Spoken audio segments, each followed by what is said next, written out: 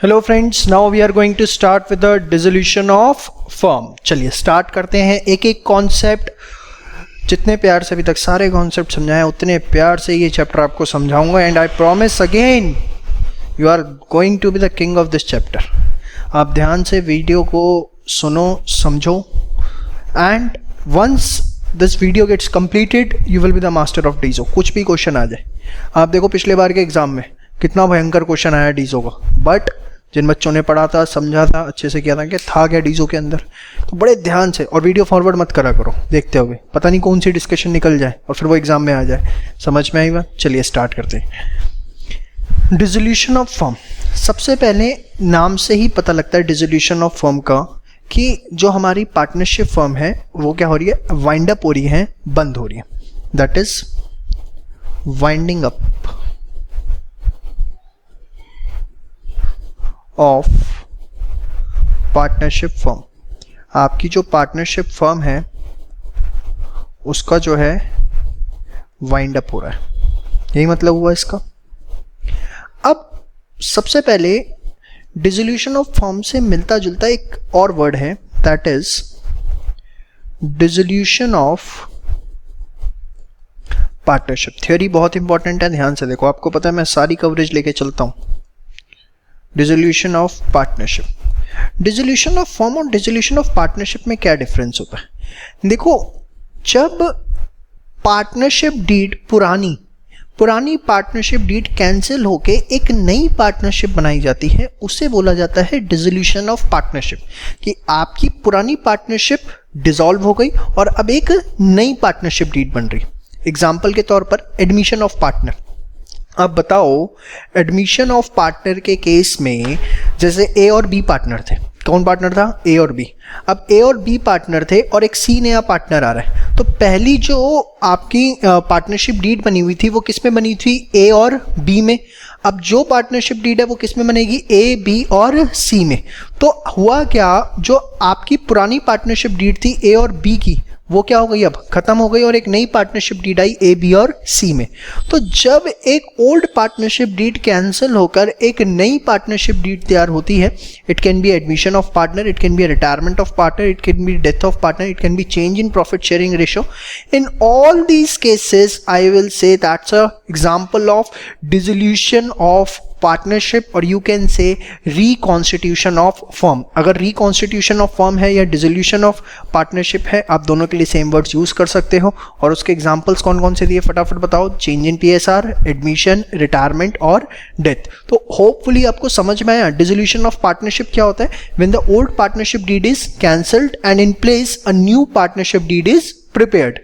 But in case of dissolution of firm, the partnership deed is not cancelled or new partnership deed is not prepared, rather than बोलो business is closed. very good. तो आपको ये दो terms दिमाग में जाके बैठ गया कि डिसोल्यूशन ऑफ फर्म क्या होता है और डिसोल्यूशन ऑफ पार्टनरशिप क्या होता है। समझ में आया? चलो इसके नोट्स बनाओ बहुत अच्छे।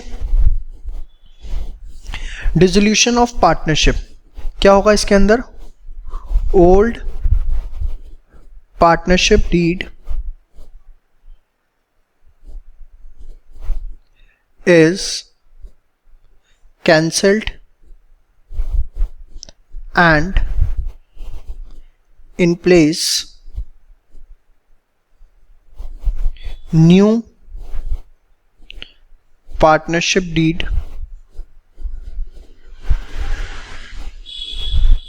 is prepared।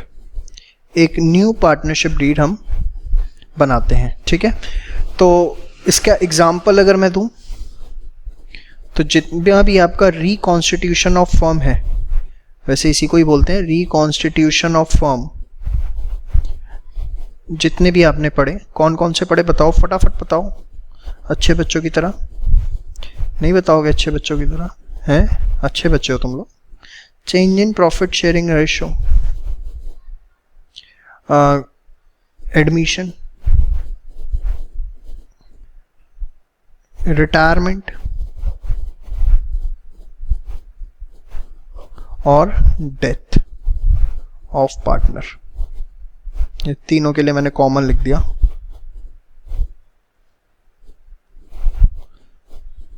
ठीक है। तो इस केस के अंदर क्या हो रहा है, डिसोल्यूशन ऑफ पार्टनरशिप, जबकि डिसोल्यूशन ऑफ फर्म में पार्टनरशिप डीड कैंसिल नहीं होती, rather than business is shut down, business is shut down, business ही क्या कर दिया, शट डाउन कर दिया गया। तो ये बात आपको मेरी समझ में आती है, ठीक है। अब सर डिसोल्यूशन ऑफ फर्म होता कब है, बड़ा important question, last time exam में आ गया, बच्चों का दिमाग खराब, सीबीएसई वाले पागल हैं, न्यूज़पेपर्स में आ गई toughest paper in the history. अरे भाई टफेस्ट पेपर कुछ नहीं आया, आप लोग पढ़ते नहीं हो, लॉजिक देखते नहीं हो, toughest paper in the history लिख देते हो। ध्यान से देखो, जैसे dissolution of partnership in cases के अंदर होता है, कौन से ऐसे केसेस हैं जब डिसोल्यूशन ऑफ फर्म होता है, सबसे पहले if any partner becomes insolvent, अगर कोई पार्टनर इंसॉल्वेंट हो जाए, partnership is doing illegal business, court ये कह दे कि पार्टनरशिप तो इलीगल बिजनेस कर रही है, उसको खत्म करना पड़ेगा। और सर बताता हूं, अगर आप अपनी पार्टनरशिप फर्म को कंपनी में चेंज कर रहे हो, आपकी पार्टनरशिप फर्म थी, छोटे लेवल का बिजनेस था, भगवान ने आशीर्वाद दिया, अच्छा हुआ, बड़ा हुआ, तो अब आप पार्टनरशिप फर्म से उसे बड़े स्केल पे लेके जा रहे हो, कंपनी पे लेके जा रहे हो, तो partnership firm dissolve, wind up, और क्या आ गई उसकी जगह, कंपनी। तो ये एग्जांपल इंपॉर्टेंट है, ध्यान से देखो, conversion of partnership into company, ये पहले भी बताया था, याद करो कहीं, हाँ गुडविल वैल्यूएशन में, conversion of partnership into company. आपको याद आ रहा होगा अगर आपने सारी वीडियोस देखी हैं, और अगर एक भी वीडियो स्किप करी है तो उसी में बस समझ लो ये स्किप किया।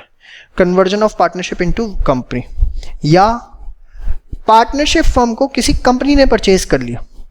एग्जाम्पल सर, पहले मैं लिख देता हूँ, परचेज ऑफ partnership firm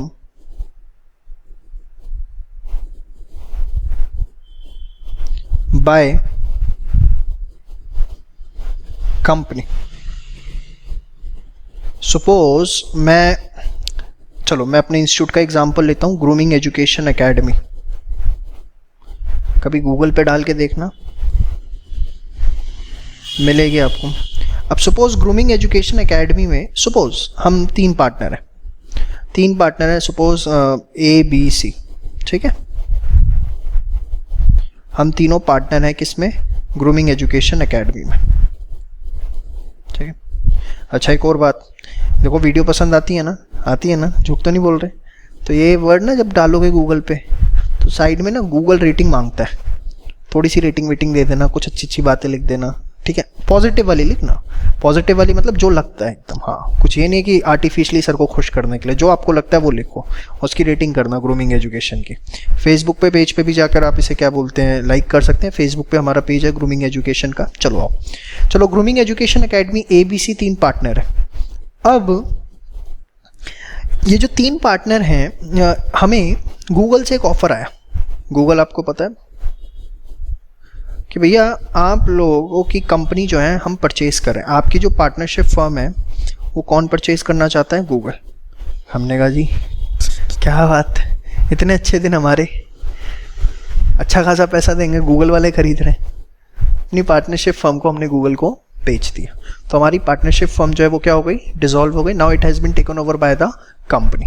तो पहला केस था conversion of partnership into company. हमने अपनी पार्टनरशिप कोई, जैसे ग्रूमिंग एजुकेशन एकेडमी है, उसको मैंने ग्रूमिंग एजुकेशन प्राइवेट लिमिटेड बनाया, ठीक है, तो that's a conversion of partnership into company. But मेरी कंपनी को, अगर किसी मेरी पार्टनरशिप को किसी और कंपनी ने खरीदा, तो that's a purchase of partnership firm by company. और कौन सा एग्जाम्पल हो सकता है सर, बड़े ध्यान से सीखना, मर्जर ऑफ पार्टनरशिप फर्म्स। क्या लिखा है मैंने, मर्जर ऑफ पार्टनरशिप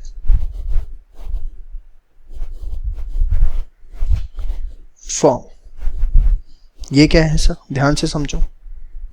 सपोज दो पार्टनरशिप फर्म्स हैं, X and company, Y and company. एक तो ना बच्चों को बड़ा कंफ्यूजन होता है, एंड कंपनी लिख दो, सर ये तो कंपनी हो गई। अरे नहीं भाई सुनो, कंपनी जो होता है ना, कंपनी की पहचान होती है कि उसके एंड में या तो प्राइवेट लिमिटेड आता है या लिमिटेड आता है। अगर किसी के एंड में पार्टनरशिप की पहचान क्या होती है, कोई बिजनेस पार्टनरशिप है, नाम देख के कैसे बताओगे, बताओ। उसके एंड में आपको या तो एंड कंपनी लिखा हुआ मिलेगा या लिखा हुआ मिलेगा एंड एसोसिएट्स, तो वो पार्टनरशिप फर्म है। अच्छा, हिंदू अनडिवाइडेड फैमिली की बताओ पहचान क्या होती है, उसके एंड में आपको लिखा हुआ मिलेगा एंड सन्स। समझ में आई बात, Agarwal and sons, Baniya and sons, समझ गए। चलो मैं भी बनिया हूँ, देखो X and company, Y and company. तो अब ये दोनों पार्टनरशिप फर्म थी अलग अलग, अब इन दोनों ने मिलके आगे से बिजनेस करना है, तो इन्होंने बना दी एक्स वाई एंड कंपनी, तो इसको बोला जाता है मर्जर।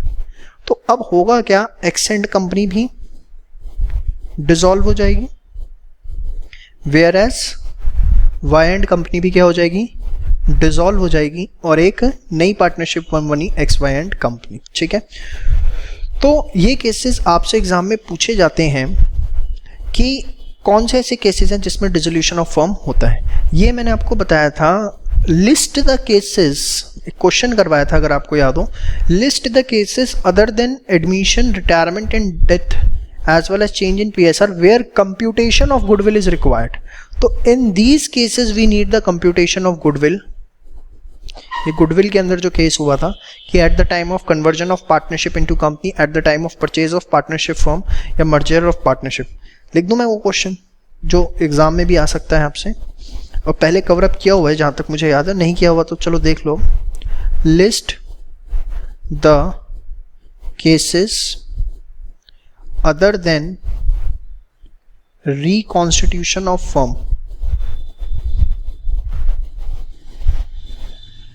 where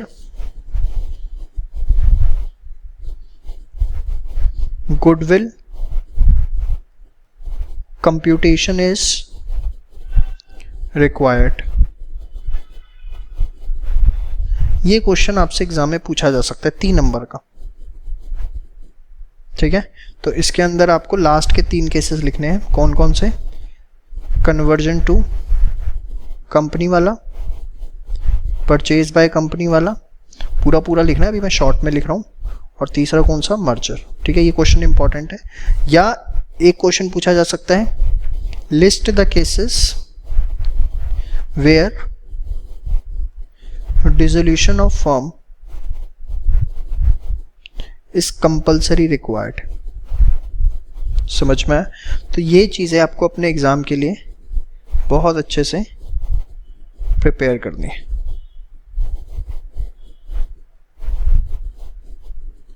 इसके अंदर वो सारे केसेस आप लिख लोगे, तो थ्योरी एस्पेक्ट आपको समझ में आता है कि डिसोल्यूशन ऑफ फर्म है क्या। चलिए आगे बात करते हैं। अब मैं बात करता हूँ अकाउंटिंग की।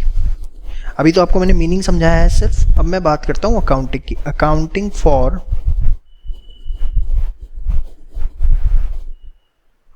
Dissolution of firm, accounting for dissolution of firm. चलो जी, अब ध्यान से समझना, बड़ा जायकेदार मजा आने वाला है, ध्यान से समझिए। मैं गया एक पार्टनरशिप फर्म में, सपोज ABC एंड कंपनी है, उन्होंने कहा जी हम पार्टनरशिप बंद कर रहे हैं, आप अकाउंटिंग करो जो करनी है। अब अकाउंटिंग करनी है मतलब बिजनेस बंद हो रहा है, तो बिजनेस बंद हो रहा है मतलब बिजनेस में जितने बुक्स ऑफ अकाउंट्स हैं उन सबको भी क्या करना है, मुझे बंद करना है। यस सुनो भाई, जितने भी बुक्स ऑफ अकाउंट्स हैं वो सारे के सारे मुझे क्या करने पड़ेंगे, क्लोज करने पड़ेंगे। तो इसके अंदर मतलब मेरा मेन मकसद क्या होता है, to close the books of accounts. अब ध्यान से समझना, बुक्स ऑफ अकाउंट्स जब मैंने देखा तो बुक्स ऑफ अकाउंट्स में 2 ही तरह के अकाउंट्स होते हैं, या तो एसेट्स के अकाउंट या आपके लायबिलिटी के अकाउंट, या तो एसेट्स के या लायबिलिटी के। जैसे कुछ दिख रहा था मुझे फर्नीचर अकाउंट, एक मुझे दिखा से बिल्डिंग अकाउंट, ठीक है, एक मुझे दिखा आपका से डेटर अकाउंट, ऐसे सारे अकाउंट दिख रहे थे, ठीक है। ऐसी लायबिलिटी में मुझे दिखेगा से आपका क्रेडिटर अकाउंट, ऐसी आपका मुझे दिख रहा है लायबिलिटी में से बीपी अकाउंट, ठीक है, और कैपिटल अकाउंट्स दिख रहे हैं, ठीक है, पार्टनर्स के, ये सब दिख रहा था। अब मुझे इन सबको क्लोज करना। अब ध्यान से समझना, सबसे पहले मैंने कहा कि ये इतने सारे, ये तो मैंने 5-6 लिखे हैं, प्रैक्टिकली स्पीकिंग 100 से ज़्यादा अकाउंट्स ओपन हो रखे होते हैं। इन सबको मैं बंद करके एक जगह ले आता हूँ। इन सारे अकाउंट्स को, ये जो एसेट्स के हैं और ये जो लायबिलिटीज़ के जितने अकाउंट्स हैं, इन सबको क्लोज करके, इन सबको क्लोज करके मैं बैलेंस को ट्रांसफ़र करता हूँ एट वन प्लेस, ताकि मुझे एक बेटर पिक्चर मिल सके, टू हैव बेटर पिक्चर। अब ध्यान से समझना, जो बात बता रहा हूं बहुत इंपॉर्टेंट है, टू हैव बेटर पिक्चर। इसके लिए मैंने क्या किया, सबसे पहले एसेट्स। आप बताओ जो एसेट्स होते हैं, अब ध्यान से समझना, जानकारी होनी चाहिए आपको। एसेट्स का कैसा बैलेंस होता है सर? डेबिट बैलेंस होता है। लायबिलिटी का कौन सा बैलेंस होता है बेटा? क्रेडिट बैलेंस होता है। ये सब पता होना चाहिए आपको, ठीक है। चलो, अब सबसे पहले मैंने किया to close the books of accounts. अब मैं एक एक करके आपको जर्नल सिखाने जा रहा हूँ, ध्यान से समझना। तो सबसे पहले मुझे करनी है to close the books of accounts appearing in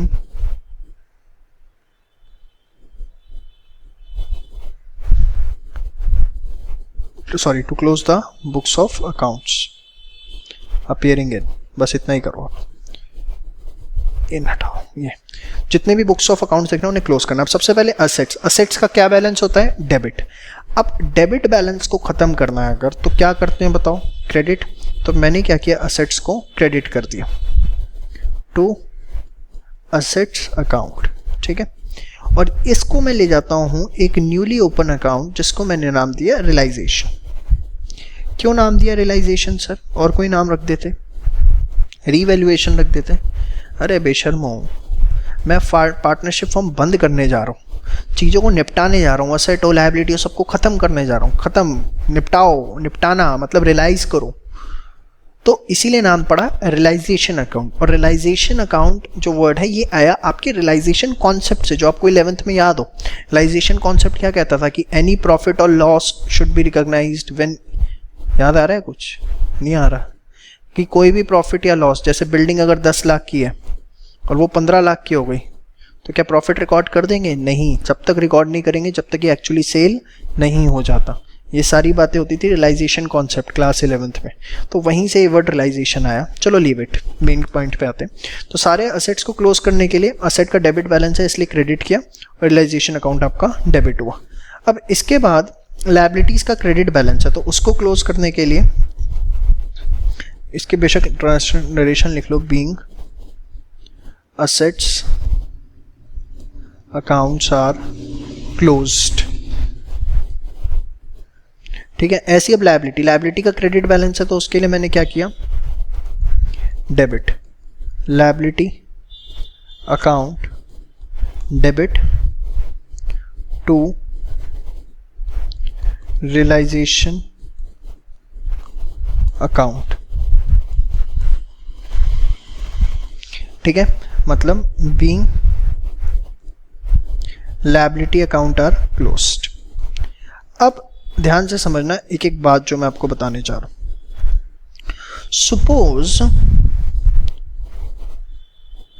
आपकी एक बिल्डिंग है, ध्यान से समझना, बैलेंस शीट है, उसमें आपकी बिल्डिंग है और बिल्डिंग आपकी दिख रही है 10 लाख की, जबकि नीचे आपको बोला गया market value of building is 12 lakh. समझना आराम से, रिलैक्स होके, अब कॉन्सेंट्रेशन से समझो, मज़ा आ रहा है मुझे पढ़ाने में, अब तुम्हें पढ़ने में भी आएगा। फिर बिल्डिंग 10 लाख की दिख रही है और उसकी मार्केट वैल्यू कितनी है? 12 लाख। क्वेश्चन ये आता है कि यहाँ पर ये जो एंट्री होगी realisation to asset, whether it will be from 10 lakh and 12 lakh. हो सकता है आप मुझे जवाब दे दो कि सर 10 लाख से हो गया 12 लाख से, बट लॉजिक बताओ क्या है। लॉजिक बहुत इंपॉर्टेंट है, क्योंकि जब आप पे लॉजिक नहीं होती ना तभी एग्जाम में कंफ्यूजन आती है कि यार होगा किससे, और लॉजिक होंगे तो कंफ्यूजन ही नहीं आएगी। ध्यान से समझो। तो मुझे बुक्स ऑफ अकाउंट्स जो अपीयर कर रहे हैं उन्हें क्लोज करना है। मैंने आपसे पूछा बिल्डिंग अकाउंट 10 की है, उसकी मार्केट वैल्यू 12 लाख की है, तो whether I am going to record it here as 10 lakh और एज 12 लाख। तो मैं यहां पर लिखूंगा 10 लाख। क्यों लिखूंगा, ध्यान से समझना। कैन आई से जो वैल्यू बैलेंस शीट में दिख रही है इट्स अ बुक वैल्यू, या देसी भाषा के अंदर जो भी वैल्यू बुक्स ऑफ अकाउंट्स में दिखती है उसको हम क्या बोलते हैं, book value. Value appearing in books of accounts is known as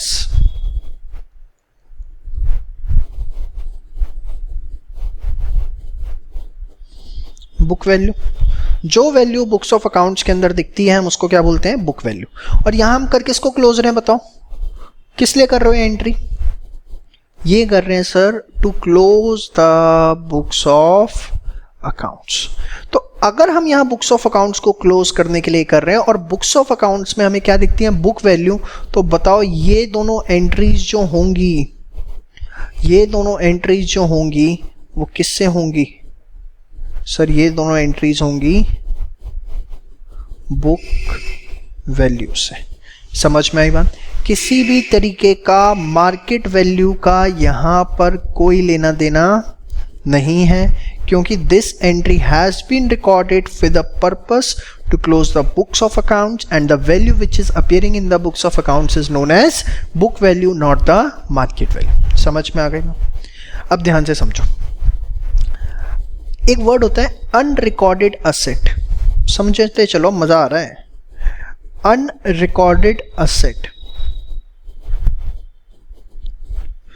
unrecorded asset क्या होता है। अनरिकॉर्डेड असेट ऐसा असेट जो मेरे पास है बट जिसकी एंट्री मैं बुक्स ऑफ अकाउंट्स में डालना भूल गया या नहीं डाली, या बुक्स में नहीं दिख रहा, वो जीरो वैल्यू है। जैसे एग्जांपल के तौर पर सपोज मैं ये चेयर परचेज करके लेके आया और ये चेयर की एंट्री मैं अपनी बुक्स ऑफ अकाउंट्स में मैंने रिकॉर्ड नहीं करी, तो ये चेयर तो मेरे पास है बट ये बुक्स के अंदर अपीयर नहीं कर रही। तो ये एक तरह का क्या हो गया बताओ, अनरिकॉर्डेड एसेट। समझ में आई बात। तो अनरिकॉर्डेड एसेट क्या होता है, ऐसा एसेट जिसकी बुक वैल्यू 0 है बट वो बिजनेस के अंदर एग्जिस्ट कर रहा है। समझ में आया। तो मैं डेफिनेशन लिखूं, क्या है unrecorded asset, asset appearing in books, sorry, asset not appearing in books but exist, but exist. ऐसे एसेट जो बुक्स में अपीयर नहीं कर रहे हैं, या ऐसा सिंपल बोलूं, जब इनकी जो बुक वैल्यू ऑफ असेट होगी अनरिकॉर्डेड असेट की, वो क्या होगी, नील, क्योंकि वही है ना, asset not appearing in books but exist. तो एक बात बताओ, क्या ये जो मैंने एंट्री करी है रियलाइजेशन टू असेट्स, क्या इसके अंदर अनरिकॉर्डेड असेट आ सकते हैं, आ सकते हैं, नहीं आ सकते। गुड। क्यों नहीं आ सकते, क्योंकि उनकी कोई बुक वैल्यू नहीं होती। तो एक और चीज आपको ध्यान रखनी है कि यहां पर unrecorded asset and same way liability, क्योंकि उसकी भी कोई बुक वैल्यू नहीं होती, आर नॉट कंसिडर्ड। ये बात आपको ध्यान रखनी है कि unrecorded asset and unrecorded liability को, unrecorded asset and unrecorded liability को हम यहाँ पर कंसिडर नहीं करते। क्यों नहीं करते, क्योंकि उसकी बुक वैल्यू 0 होती है। अनरिकॉर्डेड असेट या लायबिलिटी क्या होता है,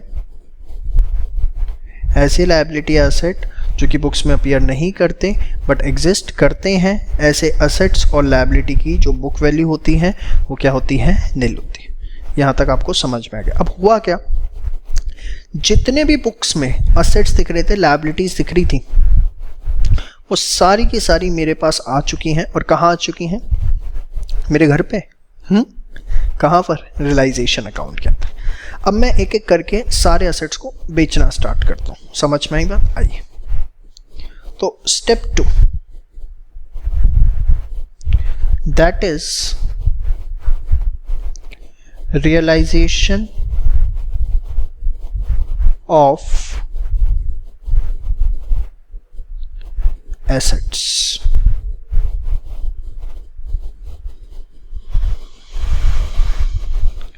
क्या लिखा मैंने, रियलाइजेशन ऑफ असेट। अब ये क्या है, रियलाइजेशन ऑफ असेट मतलब अब हम असेट्स, भाई असेट्स हैं जो बेचेंगे।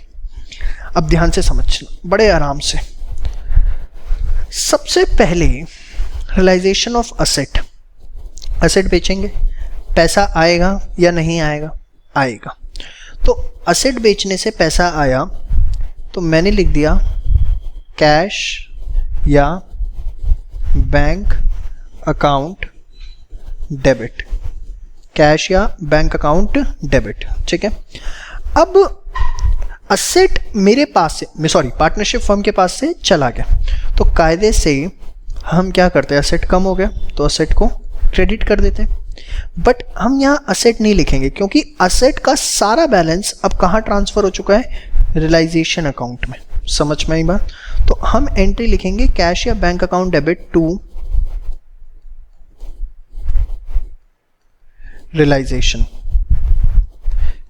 कैश या bank account debit to realisation. समझ में। अब एक बात बताओ, जो असेट्स बिकेंगे, अच्छा एक बात बताओ, ये चेयर मैंने अपनी बुक्स में, या सपोज ये पेन है, ये पेन मैंने अपनी बुक्स में 1 करोड़ रुपए का लिख रखा है, तो क्या 1 करोड़ का बिक जाएगा? क्या ये पेन 1 करोड़ का बिक जाएगा अगर मैंने बुक्स में लिख रहा? भाई अगर पेन की मार्केट वैल्यू 5,000 रुपये, तो 5,000 का ही बिकेगा ना। तो जो असेट्स रियलाइज होते हैं वो किस वैल्यू पर होते हैं, वो किस वैल्यू पर होते हैं सर, मार्केट वैल्यू पे। यहां पर बुक वैल्यू का कोई लेना देना नहीं है। समझ में आया? यस और नो, पक्का? अच्छा, अब सपोज कोई अनरिकॉर्डेड असेट रियलाइज होता है, अनरिकॉर्डेड असेट इज सोल्ड। भाई एक बात बताओ, मैंने ये चेयर लेके आया, ठीक है, इसे मैंने बुक्स में नहीं लिखी। अब बुक्स में अपनी लिखना भूल गया, तो इसका मतलब क्या है, बिक ही नहीं सकती। भाई बुक वैल्यू 0 है, बुक्स में नहीं लिखी, भूल गया लिखना, तो क्या इसका मतलब ये बिक ही नहीं सकती? सर बिक तो सकती है। और किस पे बिकेगी बताओ? मार्केट वैल्यू पे। तो बिक तो सकती है ना, या नहीं बिक सकती? हाँ सर बिक सकती है। समझ में आ रहा है ना? तो कैश अकाउंट डेबिट, सर ये तो समझ में आ गया। यहां पर आपने रियलाइजेशन को क्रेडिट किया था क्योंकि हमारे असेट्स बेचने से कम हो रहे थे।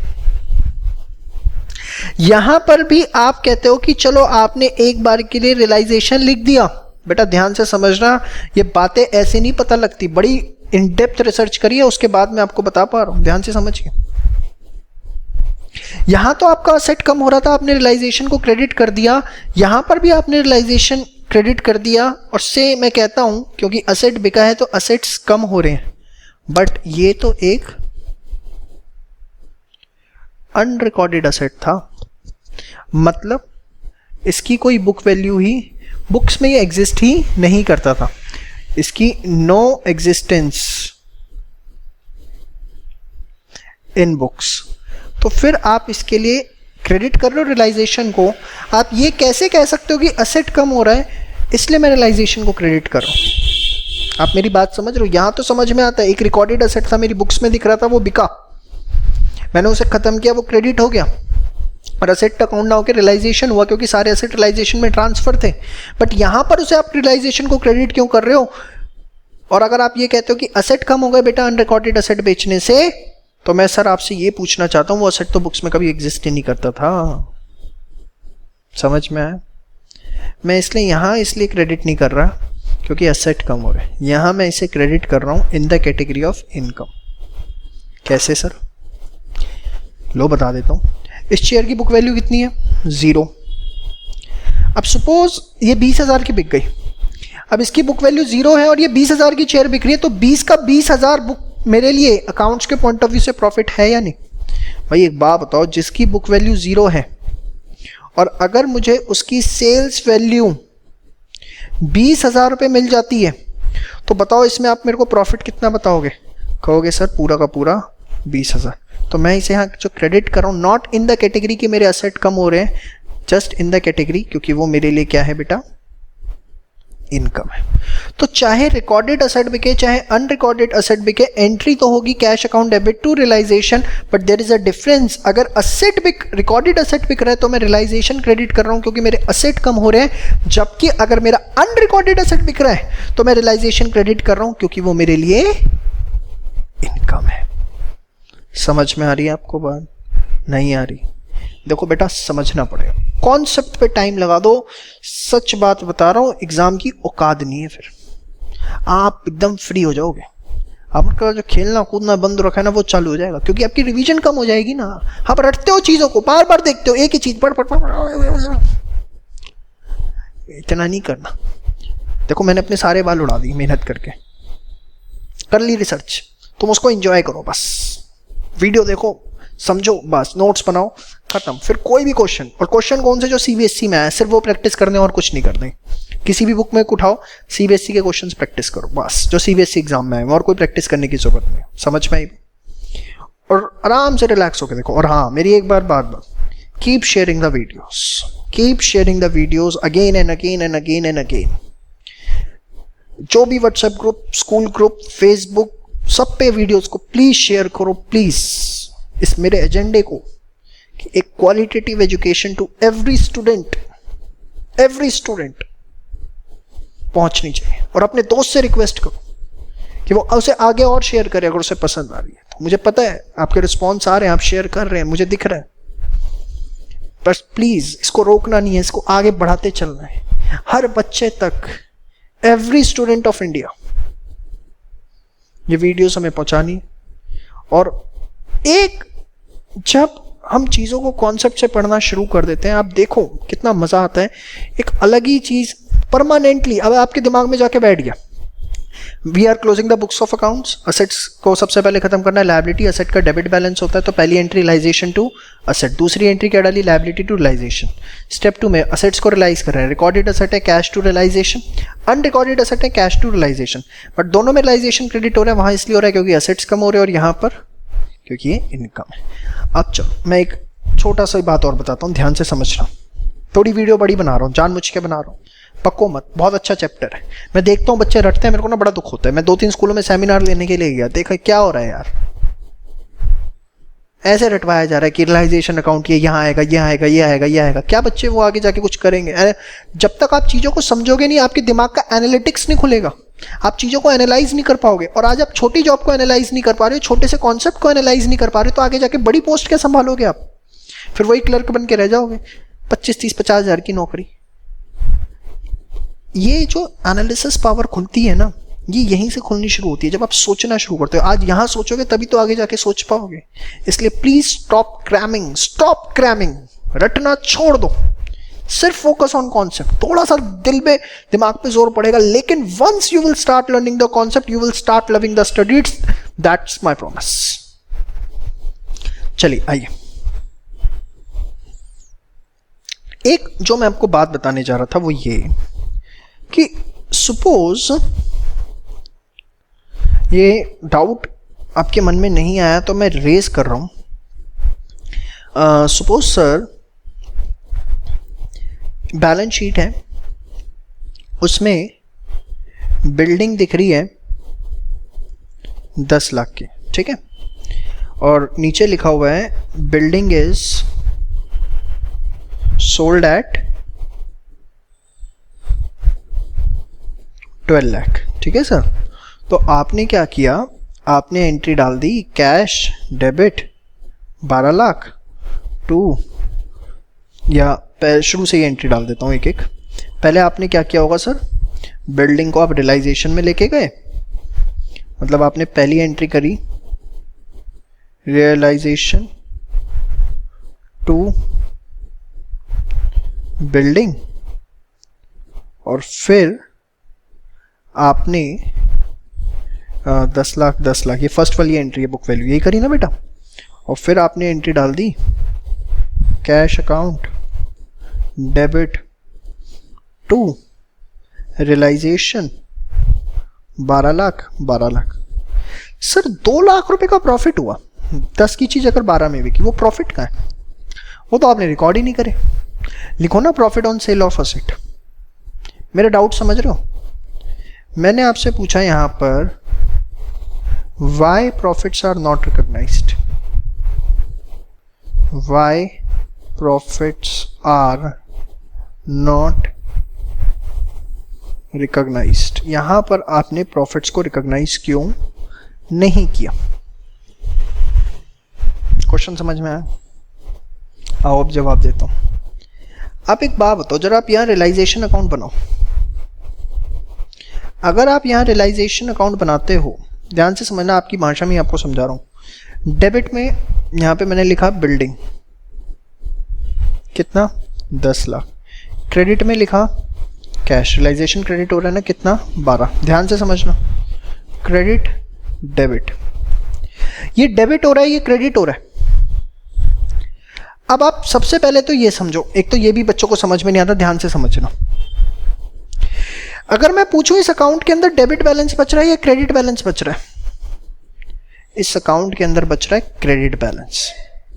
क्रेडिट बैलेंस बच रहा है, वो भी कितने का? 2 लाख का। एक बात सुन लो, अगर आपके साथ कोई अकाउंट है, जैसे वहां 10 लाख है या 12 लाख है, तो जिस साइड का टोटल ज्यादा होता है उस साइड का बैलेंस बच रहा है। मतलब यहाँ डेबिट में 10 है, क्रेडिट में 12 है, ज्यादा किस साइड का? क्रेडिट का। तो आई विल से क्रेडिट बैलेंस। और कितना ज्यादा है? 2 लाख। तो 2 लाख क्रेडिट का बैलेंस बच रहा है। समझ में आई बात?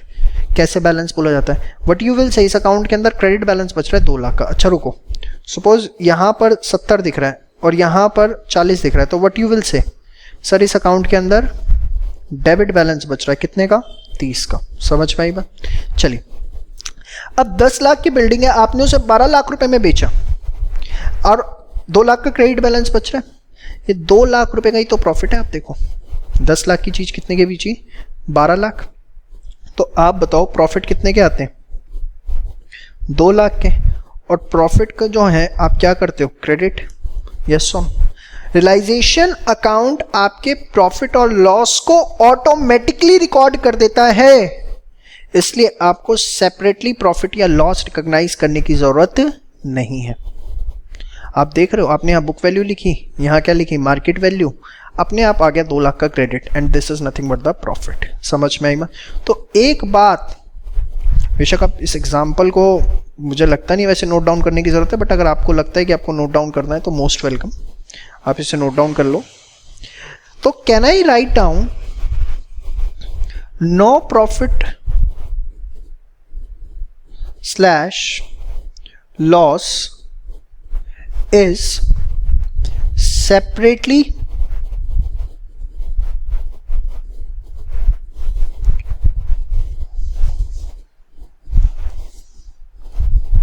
no profit or loss is recognized because it gets automatically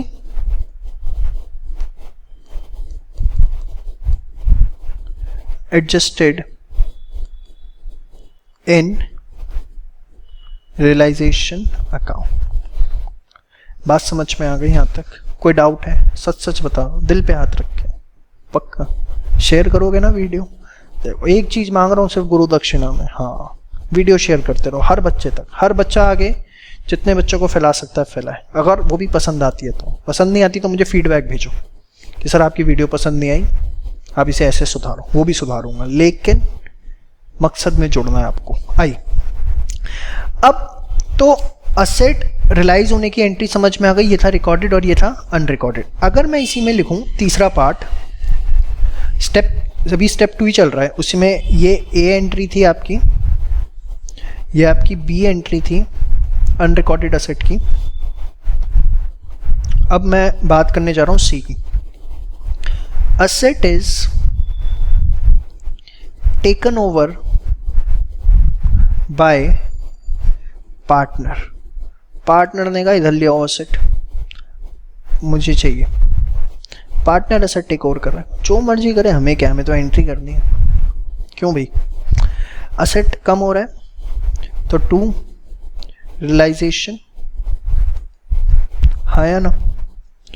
अब असेट माइट भी रिकॉर्डेड असेट हो बुक्स में जो दिख रहा हो, और माइट भी अनरिकॉर्डेड हो, मुझे इससे फर्क नहीं पड़ता, क्योंकि अगर वो रिकॉर्डेड असेट लेके जा रहा है तो मैं रियलाइजेशन क्रेडिट कर रहा हूं क्योंकि मेरा असेट कम हो रहा है, और अगर वो अनरिकॉर्डेड लेके जा रहा है तो मैं इसे कम कर रहा हूं क्योंकि वो मेरी इनकम है। और जब पार्टनर असेट लेके जाता है तो अब आपको पता है, मैं एडमिशन में पढ़ा चुका हूं, पार्टनर की कैपिटल कम हो जाती है। वो आप वीडियो होपफुली देख चुके हो। प्लीज सारी वीडियोस लाइन से देखो, मिस मत करो एक भी। पार्टनर्स कैपिटल अकाउंट, एक भी वीडियो मिस करना बहुत खतरनाक है आपके लिए। एक एक वीडियो देखो प्लीज। इकोनॉमिक्स की सारी, अकाउंट्स की सारी, बीएस की भी आ रही है, मैथ्स की भी आ रही है, सब देखनी है आपको। तो partners capital account debit to realisation, समझ में आया? और वो भी जिस वैल्यू पर लेके जा रहे हैं, मार्केट वैल्यू, या जिसको हम बोलते हैं एग्रीड वैल्यू, समझ में आया? तो asset sold, unrecorded asset sold, asset is taken over bye partner, ये भी आपको समझ में आ गया। डी पार्ट उसी का, asset is taken over bye creditor. अब बोलो सर, अब देखते हैं आप फंस गए। अब अरे क्या फंसाओगे आप? आओ, asset is taken over bye creditor. बताओ असेट क्या हो रहा है? कम हो रहा है टू रियलाइजेशन, यस और नो? गुड। रिकॉर्डेड है तो क्यों कर रहे हो? क्योंकि एसेट कम हो रहा है, समझ में आया? और अनरिकॉर्डेड है तो क्यों कर रहे हो? क्योंकि इनकम है। चलो अच्छा बताओ, लायबिलिटी भी कम हो रही है नहीं हो रही? और लायबिलिटी भी सारी कहाँ ट्रांसफर हो चुकी हैं बचवा? लायबिलिटी भी सारी रियलाइजेशन में दिख रही है। तो मतलब लायबिलिटी अगर खत्म हो गई तो उसके लिए भी रियलाइजेशन ही डेबिट होगा, यस सो नो? जब रियलाइजेशन ही डेबिट हो रहा है और रियलाइजेशन ही क्रेडिट हो रहा है तो कैन आई से, अगर असेट कोई क्रेडिटर लेके जा रहा है तो उसकी किसी भी तरीके की कोई एंट्री आपको करने की जरूरत नहीं है। समझ में आ गया? क्यों आ गया? क्योंकि असेट गए तो रियलाइजेशन क्रेडिट, लायबिलिटी गई तो realisation debit, realisation to realisation कैसे पॉसिबल है? तो इसलिए कोई एंट्री नहीं। तो अगर कभी भी असेट टेकन ओवर होता है बाय क्रेडिटर, आपको कोई एंट्री नहीं करनी। वो फंसाएगा एग्जाम में, आपको ऐसे फंसाएगा, ध्यान से समझो, ऐसे लिखेगा unrecorded asset is taken over bye creditor, या ऐसे लिखेगा आपको unrecorded asset is taken over bye unrecorded creditor. अरे कुछ भी लिख ले भाई, मेरे को फर्क नहीं पड़ता। वो आपको ऐसे लिखेगा building is taken over bye creditor, या ऐसे लिखेगा building is taken over bye unrecorded creditor. अरे कुछ भी लिखे, अनरिकॉर्डेड हो रिकॉर्डेड हो, बस इतना ध्यान आपको समझ में आ गया। If any asset has been taken over by the creditor, ये चारों में से कोई भी वो आपको देगा, आपको ये समझ में आता है कि मुझे कोई एंट्री नहीं करनी है। और मैंने अपना एक धर्म सत्य बात जो समझ ली, if any asset is taken over by creditor तो उसकी कोई एंट्री नहीं होगी। समझ में आ गया? चाहे वो असेट रिकॉर्डेड हो, चाहे वो असेट अनरिकॉर्डेड हो, चाहे वो क्रेडिटर रिकॉर्डेड हो, चाहे वो क्रेडिटर अनरिकॉर्डेड हो, मुझे किसी चीज से कोई फर्क नहीं पड़ता। समझ गए मेरी बात? नहीं आ रही समझ? अरे आ रही है पेशर को, हाँ या ना? फिर लाइक करो भी वीडियो, फटाफट लाइक करो।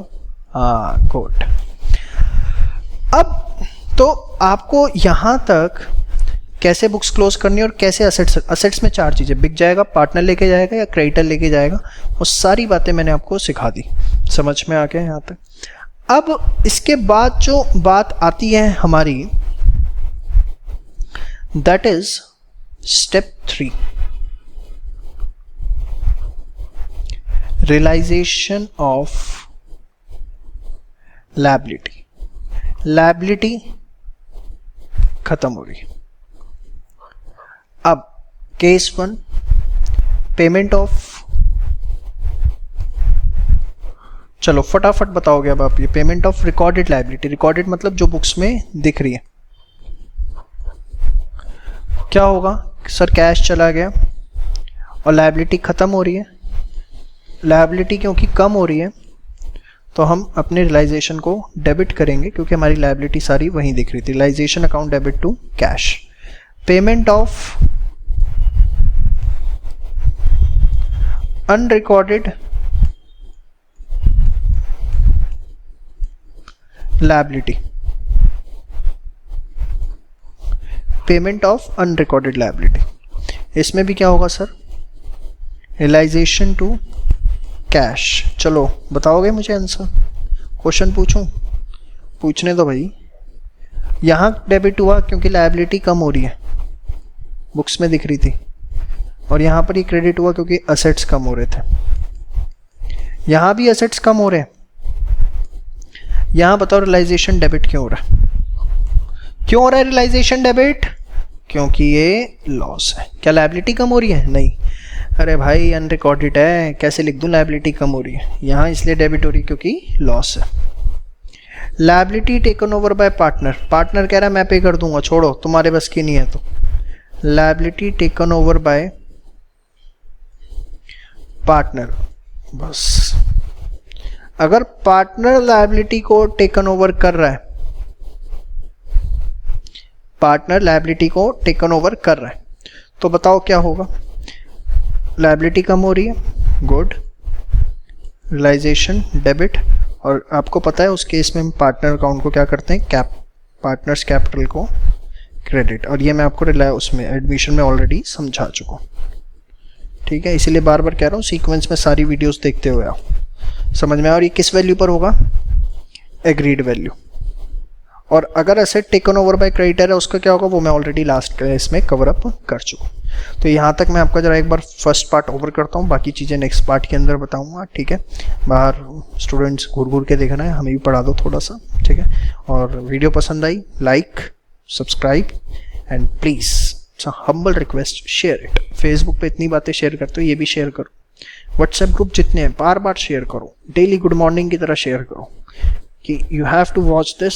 अपने दोस्त की भलाई बस इसी से करनी है, दोस्तों भाई बंधु सब में। ये channel complete for commerce student, जो कॉमर्स स्टूडेंट है उसके लिए चैनल है। अगर कोई बात उसके अभी मतलब की नहीं है तो 3 महीने में और आ जाएगी। I am going to record entire commerce on this, whether it is BCom, it is CA, it is CS, it is 11th, it is 12th, entire commerce, it is PhD, it is MCom, complete I am going to record. ठीक है, hello friends, 3 parts के अंदर हम अभी part 1 के अंदर dissolution के already 3 entry सीख चुके हैं कि किस तरीके से एसेट्स एंड लायबिलिटीज के पहले हमें अकाउंट क्लोज करने हैं। उसके बाद हमने क्या देखा था बताओ कि असेट्स रियलाइज होंगे कैसे और लायबिलिटीज कैसे रियलाइज होंगी। रियलाइजेशन एक्सपेंसेस की जो एंट्री है सब उसकी बात करते हैं। देखो रियलाइजेशन एक्सपेंसेस सबसे पहले होते क्या है। फॉर एग्जाम्पल अब अगर मैं बात करूं आप पार्टनरशिप फर्म को डिसॉल्व कर रहे हो, तो आप क्या करोगे? जो आपकी बिल्डिंग है, लैंड है, फर्नीचर है, ये किसी और को सेल आउट करोगे, तो ट्रांसफर पेपर्स बनेंगे उसके नाम पर, या आप लॉयर हायर करोगे जो सारे एग्रीमेंट को देखेगा, प्रोसेस को देखेगा, क्रेडिटर्स के सेटलमेंट को देखेगा। तो इससे रिलेटेड जितने भी एक्सपेंसेस हैं वो सारे कहलाते हैं realisation expenses. Realisation account debit क्यों होगा? क्योंकि एक्सपेंस है। और कैश क्यों क्रेडिट हो रहा है? क्योंकि इससे हमारे एसेट्स बहुत ही बढ़िया क्या हो रहे हैं? कम हो रहे हैं।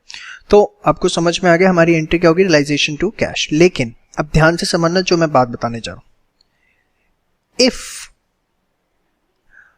partner has been appointed for realization process, अगर आपने रियलाइजेशन प्रोसेस के लिए किसको अपॉइंट किया है? पार्टनर को अपॉइंट किया। अब पार्टनर अगर कोई रियलाइजेशन प्रोसेस को देख रहा है तो दो सिचुएशंस हो सकती हैं कि वो इसके लिए कमीशन ले रहा है या इसके लिए वो कमीशन नहीं ले रहा। मतलब कमीशन इज प्रोवाइडेड। हमने क्या किया? 3 पार्टनर है, सपोज ए बी सी। ए को बोला यार पूरा जरा रियलाइजेशन प्रोसेस देखो, इसके अंदर कोई गड़बड़ी वबड़ी ना हो, आप अपने ऑब्जर्वेशन में सारा काम करवाओ। तो माइट भी हम इसके लिए ए को कमीशन दे रहे हो और माइट भी इसके लिए हम ए को कुछ रेम्युनरेशन ना दे रहे हो।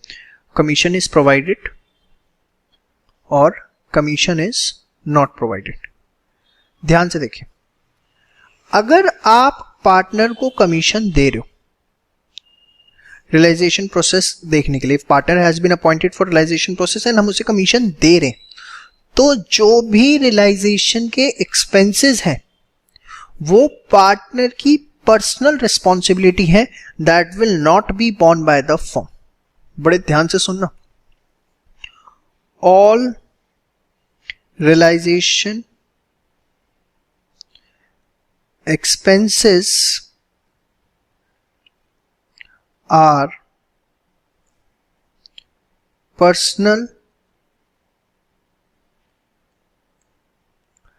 liability of partner so appointed.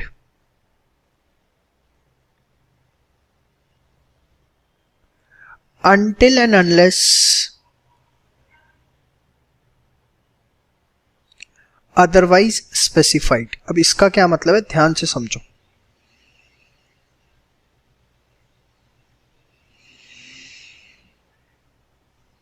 Until and unless otherwise specified, इसका क्या मतलब है? अगर पार्टनरशिप डीड में ही लिख दिया या पार्टनर को अपॉइंट करते हुए लिख दिया, पार्टनर को अपॉइंट करते हुए ही हमने ये बोल दिया कि आपको रियलाइजेशन एक्सपेंसेस बियर करने की जरूरत नहीं है, मतलब हम आपको कमीशन भी देंगे और एक्सपेंसेस भी देंगे, तो फिर बात ही अलग है। बट अगर आपने पार्टनर को अपॉइंट किया है for the purpose of realisation और आप उसे कमीशन दे रहे हो और क्वेश्चन में कुछ नहीं लिखा हुआ या कोई ऐसा एग्रीमेंट नहीं हुआ, तो जितने भी रियलाइजेशन के एक्सपेंसेस हैं वो पार्टनर की पर्सनल रिस्पॉन्सिबिलिटी। अभी आप थ्योरी समझो, फिर मैं आपको प्रैक्टिकल समझाता हूं। कमीशन नहीं प्रोवाइड कर रहे पार्टनर, जो है बस वो चैरिटी के अंदर यहां सब कुछ ठीक है वो प्रोसेस को देख रहे हैं, तो ऑब्वियसली इस केस के अंदर जितने भी रियलाइजेशन एक्सपेंसेस हैं that will be borne by the partnership firm. Realisation expenses will be borne by partnership firm। Realisation expense जो है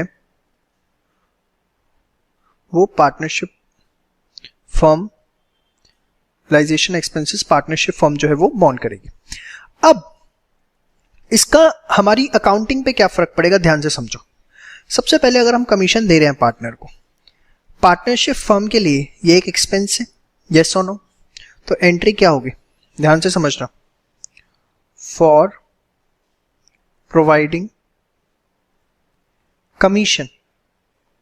कमीशन प्रोवाइड करने की क्या एंट्री होगी बताओ?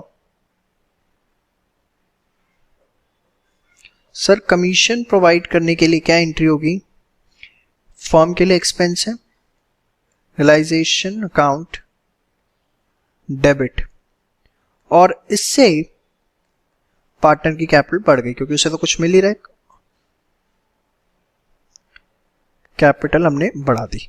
बट इस केस के अंदर, ये केस 1 है जिसमें हम कमीशन प्रोवाइड कर रहे हैं, फॉर रियलाइजेशन एक्सपेंसेस क्या हम कोई एंट्री करेंगे? क्या हम कोई एंट्री करेंगे? हम कोई एंट्री नहीं करेंगे। वाई? क्यों नहीं कर रहे बताओ? बिकॉज इट्स पर्सनल रिस्पॉन्सिबिलिटी और लायबिलिटी यू कैन से ऑफ पार्टनर। बट हाँ, क्वेश्चन में लिख दिया उसने, नहीं कमीशन भी देंगे और एक्सपेंस भी देंगे। अगर उसने क्वेश्चन में स्पेसिफिकली लिख दिया तो फिर बात अलग है। समझ में आ गई बात? हाँ, केस 2, कमीशन प्रोवाइड नहीं कर रहे तो भैया फिर वही ना, रियलाइजेशन एक्सपेंसेस की एंट्री होगी। कमीशन इज नॉट प्रोवाइडेड, तो जितने भी रियलाइजेशन एक्सपेंसेस हैं उसके लिए आप पार्टनर को कंपनसेट करोगे। उसने अपनी जेब से लगा दिया, पार्टनर को कंपनसेट कर दो। क्या एंट्री करोगे बताओ? Realisation account debit to partners capital account. समझ में आया क्यों किया? हम इस क्या कर रहे हैं यहां पर? सर हम पार्टनर को कंपनसेट कर रहे हैं। तो आपको जो मेन बात सारी की सारी ध्यान रखनी है वो क्या ध्यान रखनी है बेटा? चलो फटाफट रिपीट करते हैं। रियलाइजेशन एक्सपेंसेस की एंट्री, रियलाइजेशन टू कैश। हम ये देखेंगे क्या पार्टनर अपॉइंट हुआ है रियलाइजेशन के लिए? सर हुआ है। हुआ है तो आप ये देखो उसे कमीशन दे रहे हैं? सर दे रहे हैं। तो रियलाइजेशन एक्सपेंसेस उसकी पर्सनल रिस्पॉन्सिबिलिटी है। बट क्वेश्चन में लिखा हुआ है कि नहीं मुझे एक्सपेंसेस की भी पेमेंट करेंगे, तो फिर कर ही दो। वही वाली बात है, तुम अगर दिन को रात कहोगे तो रात कहेंगे। कमीशन नहीं दे रहे तो रियलाइजेशन एक्सपेंसेस, पार्टनर अपॉइंट हुआ है, रियलाइजेशन प्रोसेस देखेगा, बट कमीशन नहीं दे रहे तो रियलाइजेशन एक्सपेंसेस के लिए हम उसे पेमेंट करेंगे। क्या एंट्री होगी? Realisation to partners capital. और पार्टनर अपॉइंट हुआ ही नहीं है तो फिर कोई दिक्कत वाली बात नहीं। तो बहुत ही इंपॉर्टेंट डिस्कशन जो मैंने भी आपके साथ ये करी रियलाइजेशन एक्सपेंसेस की, ऑलमोस्ट ये लास्ट डिस्कशन ही होती है। इसके बाद बड़ी बेसिक बातें हैं। आइए, समझ में आ गया आपको? यहां तक आगे बात करते। अब जो 5th पार्ट आपका आता है, प्रॉफिट एंड, या चलो प्रॉफिट एंड लॉस भी छोड़ो, उससे पहले मैं आपको एक पार्ट और बता दूं। ट्रीटमेंट ऑफ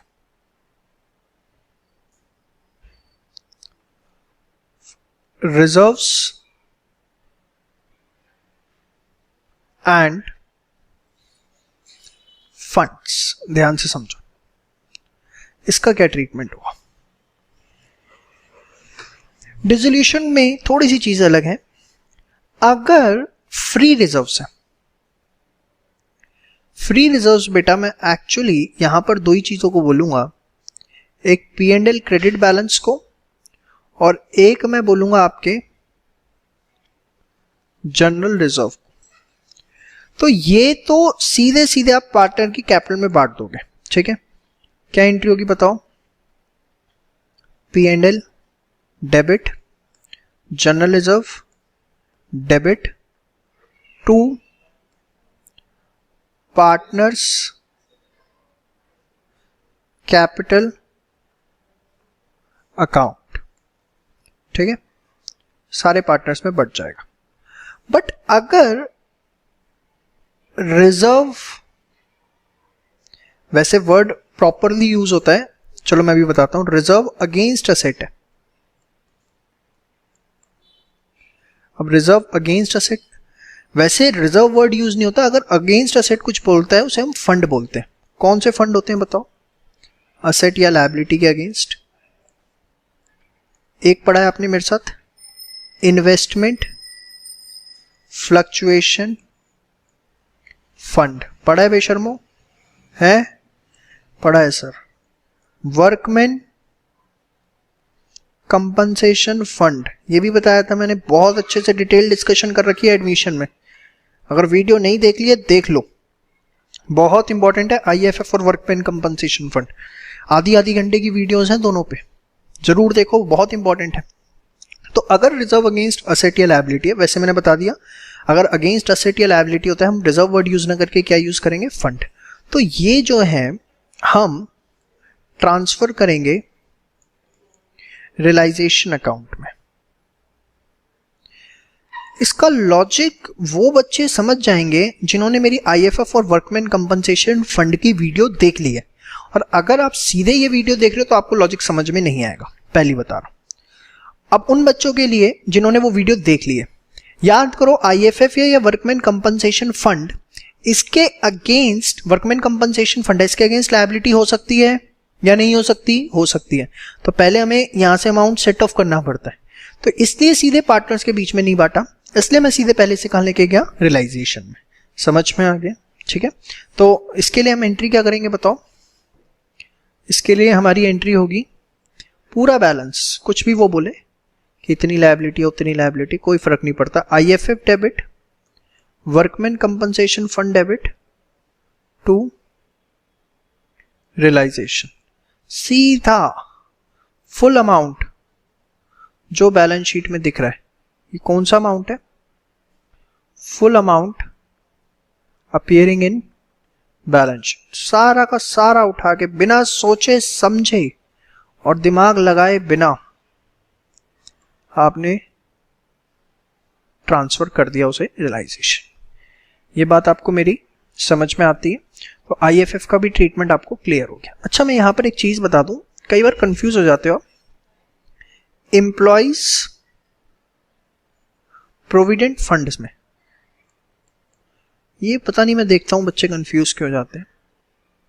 वैसे अगर आपने मेरी इको की नेशनल इनकम की वीडियो देख ली है, खासकर इनकम मेथड वाली, आपको ईपीएफ पता होगा क्या होता है। Employees provident fund, employer employee की रिटायरमेंट की तैयारी करता है, और रिटायरमेंट पे एम्प्लॉय को कोई प्रॉब्लम ना हो तो उसके लिए एडवांस में पैसा इकट्ठा किया जाता है, याद है? तो ईपीएफ जो है वो एक तरह की लायबिलिटी होती है, ठीक है, जिसको कंपल्सरी रियलाइज करना है। मतलब क्वेश्चन में नहीं भी कहेगा तो भी आपको इसकी पेमेंट करनी है। तो इसकी एंट्री होगी क्या बताओ? ईपीएफ जो है वो पहले रियलाइजेशन में जाएगा और फिर जाने के बाद उसकी हम पेमेंट करेंगे, that is realisation debit to cash. समझ में आई बात?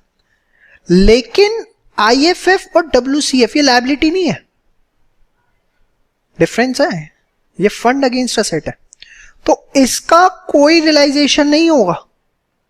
कहीं इसको भी कैश में ले लो, ये सिर्फ आएंगे रियलाइजेशन में, इसका कोई रियलाइजेशन नहीं होगा अनटिल क्वेश्चन में कुछ और ना लिखो। ईपीएफ के बारे में बोला है, ईपीएफ क्या कोई भी लायबिलिटी क्वेश्चन के अंदर है, ईपीएफ भी लायबिलिटी है, it's not a fund, it's not a reserve.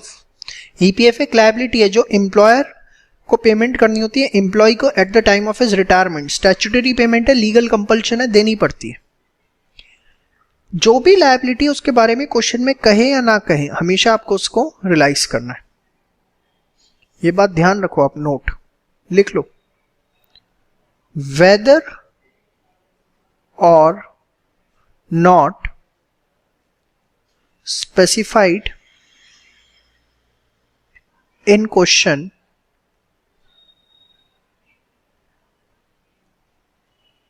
whether or not specified in question, liability will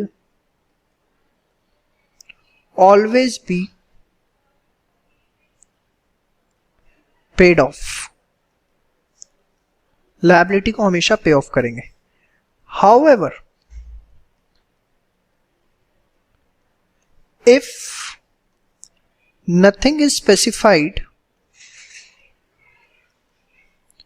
about realization of particular asset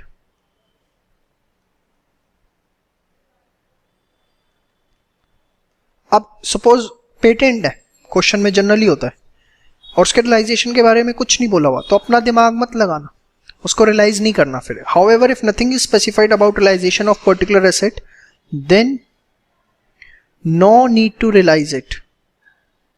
आपको उसको रियलाइज करने की बिल्कुल भी जरूरत नहीं है. बट अगर लायबिलिटी के बारे में नहीं बोला तो आपको उसको हमेशा पेमेंट करनी पड़ेगी.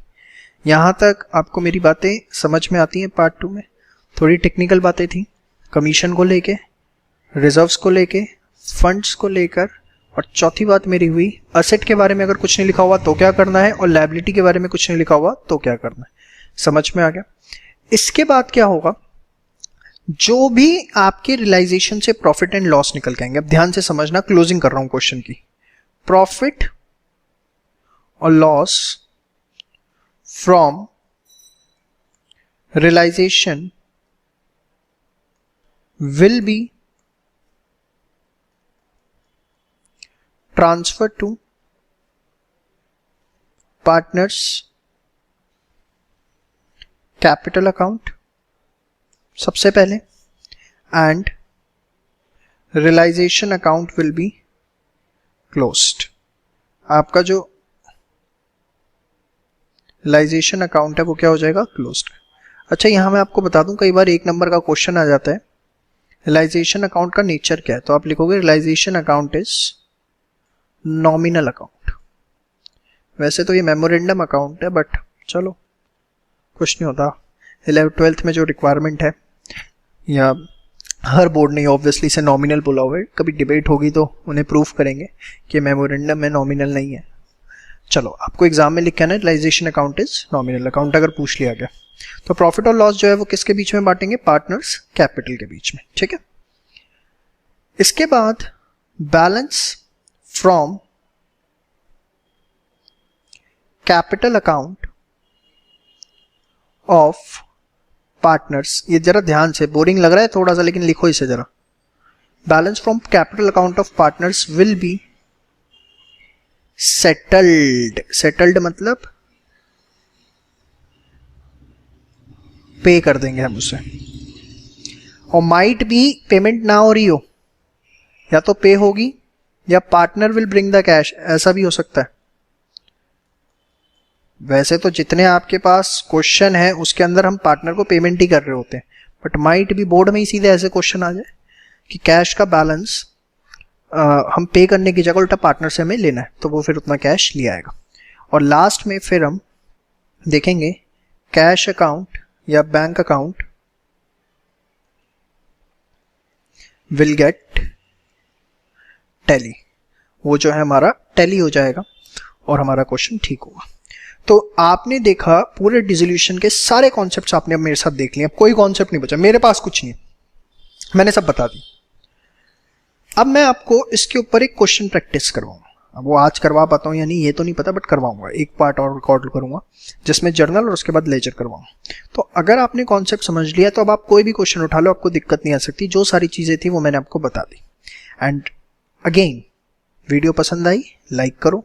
और एक चीज छोटी सी और, हमारा आप जब गूगल पे जाते हो, एक ग्रूमिंग एजुकेशन एकेडमी आप जब डालोगे, मैं लिख देता हूँ, या मेरा नाम भी आप डालोगे, चंदन पोद्दार, ग्रूमिंग एजुकेशन एकेडमी. तो जैसे ही आप ये डालोगे तो गूगल रेटिंग्स के लिए पूछेगा आपसे. प्लीज़ जो भी आपको लगता है जेन्युइन उसे करो रेट. जो भी आपको कमेंट लिखने हैं वहाँ पर लिखिए. फेसबुक पर भी आप मेरे से भी कनेक्ट हो सकते हैं, या मेरा ग्रूमिंग का ऑफिशियल पेज है ग्रूमिंग एजुकेशन एकेडमी, उसको जाके आप लाइक करो. लेटेस्ट नोट्स अपडेट्स सारी वहीं पर आएंगी सबसे पहले आपको, उसके बाद आपको यूट्यूब पे कुछ पता लगेगा. तो उसे आप सबसे पहले जाकर लाइक करो. मेरे से भी आप फेसबुक पे कनेक्ट हो सकते हो. ठीक है. और बार बार मैं आपको एक बात बोल रहा हूँ, keep sharing the videos, keep sharing the knowledge. अपने फ्रेंड्स के बीच में ज़्यादा से ज़्यादा इन बातों को फैलाओ ताकि वो भी अवेयर हो सके about the better knowledge, about the better circumstances. और किसी भी तरह का कोई भी फीडबैक आपको मुझे देना है, most welcome for that. Comment में लिखिए, मेरे व्हाट्सएप नंबर पे आप भेजिए. मेरा WhatsApp number 53633448। Only WhatsApp please. आपको पता है हर समय कोई ना कोई रिकॉर्डिंग चल रही होती है तो कॉल पिक नहीं हो पाते, एक्सेप्शनल केस में पिक हो पाते हैं। This is my WhatsApp number. Text message भी आप कर सकते हैं, ठीक है। तो प्लीज गूगल पे रेटिंग, फेसबुक, और keep sharing the videos, keep sharing the channel with your friends. Thank you so much. Hello friends, अभी तक आप डिसोल्यूशन का पार्ट 1 पार्ट 2 देख चुके हैं मेरे साथ, जिसके अंदर मैंने आपको सारी की सारी जर्नल एंट्रीज के बारे में बताया था कि किस तरीके से हम जर्नल एंट्रीज करते हैं, डिसोल्यूशन में क्या अकाउंटिंग होती है। तो चलिए उन्हीं जर्नल एंट्रीज को सम अप करते हैं, एक तरह से हमारा रिवीजन भी हो जाएगा और उसके बाद एक क्वेश्चन करते हैं। सबसे पहले मैंने स्टेप 1 में बताया था जितने भी असेट्स एंड लायबिलिटीज आपको दिख रहे हैं उसकी एंट्री करनी है। क्या एंट्री करनी है बेटा? Realisation account debit to sundry assets, याद है? तो रियलाइजेशन अकाउंट डेबिट हो रहा है, आप देखो सारे के सारे सन्ड्री एसेट्स जितने भी हैं वो बुक वैल्यू पर आ गए। फिर सारी की सारी लायबिलिटीज के लिए क्या एंट्री होगी बेटा? Sir sundry liabilities debit to realisation, तो लायबिलिटी सारी खत्म हो रही है टू रियलाइजेशन बुक वैल्यू पे। इसके बाद असेट्स रियलाइज होते हैं, याद है? असेट्स रियलाइज की क्या एंट्री होती है? Sir cash account debit to realisation, तो रियलाइजेशन क्या हो रहा है आपका? क्रेडिट। आप फॉर्मेट मत रटो, मैं देखता हूँ कि बच्चे ऐसे करते हैं कि असेट यहाँ रियलाइज होगा, लायबिलिटी यहाँ रियलाइज होगा, इसका पैसा यहाँ, इसका पैसा यहाँ। क्या तरीका है यार, कोई पढ़ने का तरीका है क्या? सेंसलेस बात है एकदम। चलो अभी एग्जाम के लिए कर लोगे, प्रैक्टिकल लाइफ में जब जाओगे फिर उसको ऐसे ही बताओगे असेट यहाँ आते हैं, लायबिलिटी आते हैं, यहाँ जाएगा, ये वहाँ जाएगा। ये कोई नहीं है। सिर्फ think about the journal entries. Yes it will take the time, but definitely if you want to be the superb student or I will say superb accountant, then definitely you have to focus on journal entries. So सारे assets जो realise होंगे उसकी entry हमारी क्या होगी? Realisation account, cash account debit to realisation. So realisation credit हो रहा है, मैंने यहाँ पे लिख दिया कैश अकाउंट। फिर लायबिलिटीज जितनी भी रियलाइज होती है उसकी एंट्री क्या होती है? उसकी एंट्री होती है सर रियलाइजेशन टू कैश। तो देखो रियलाइजेशन डेबिट हो गया। मैंने आपको बताया था जो रियलाइजेशन होता है, ये जो रियलाइजेशन हो रहा है, ये इसमें दोनों चीज आ सकती है, रिकॉर्डेड भी और अनरिकॉर्डेड। बट जो ऊपर वाली एंट्री है, जो ऊपर वाली एंट्री है ये वाली, हाँ बुक वैल्यू, इसमें सिर्फ क्या आएंगे? रिकॉर्डेड। क्यों अनरिकॉर्डेड क्यों नहीं आएंगे? बोलो बोलो। क्योंकि उसकी कोई बुक वैल्यू नहीं होती। बहुत बढ़िया। अब उसके बाद पार्टनर एसेट ले गया, बताओ एंट्री क्या होगी? सर पार्टनर की कैपिटल कम हो गई तो पार्टनर्स कैपिटल डेबिट, और एसेट चला गया तो रियलाइजेशन क्रेडिट, तो पार्टनर्स कैपिटल टू रियलाइजेशन, यही आएगा। रियलाइजेशन क्रेडिट हो रहा है। उसके बाद लायबिलिटी ले गया, सर लायबिलिटी खत्म हो रही है, लायबिलिटी कम होती है तो डेबिट, डेबिट करेंगे रियलाइजेशन को, हाँ तो रियलाइजेशन डेबिट। ऐसी जैसे मैं सोचता हूँ ना ऐसे ही सोचना है, टू पार्टनर्स कैपिटल। समझ में आई बात? अब इसके बाद कमीशन दे रहे हैं तो क्या एंट्री होती है? सर एक्सपेंस है कमीशन देना, रियलाइजेशन अकाउंट डेबिट और टू पार्टनर्स कैपिटल। समझ में आया? रियलाइजेशन एक्सपेंसेस की एंट्री क्या होती है? सर एक्सपेंस है डेबिट होता है, realisation to cash.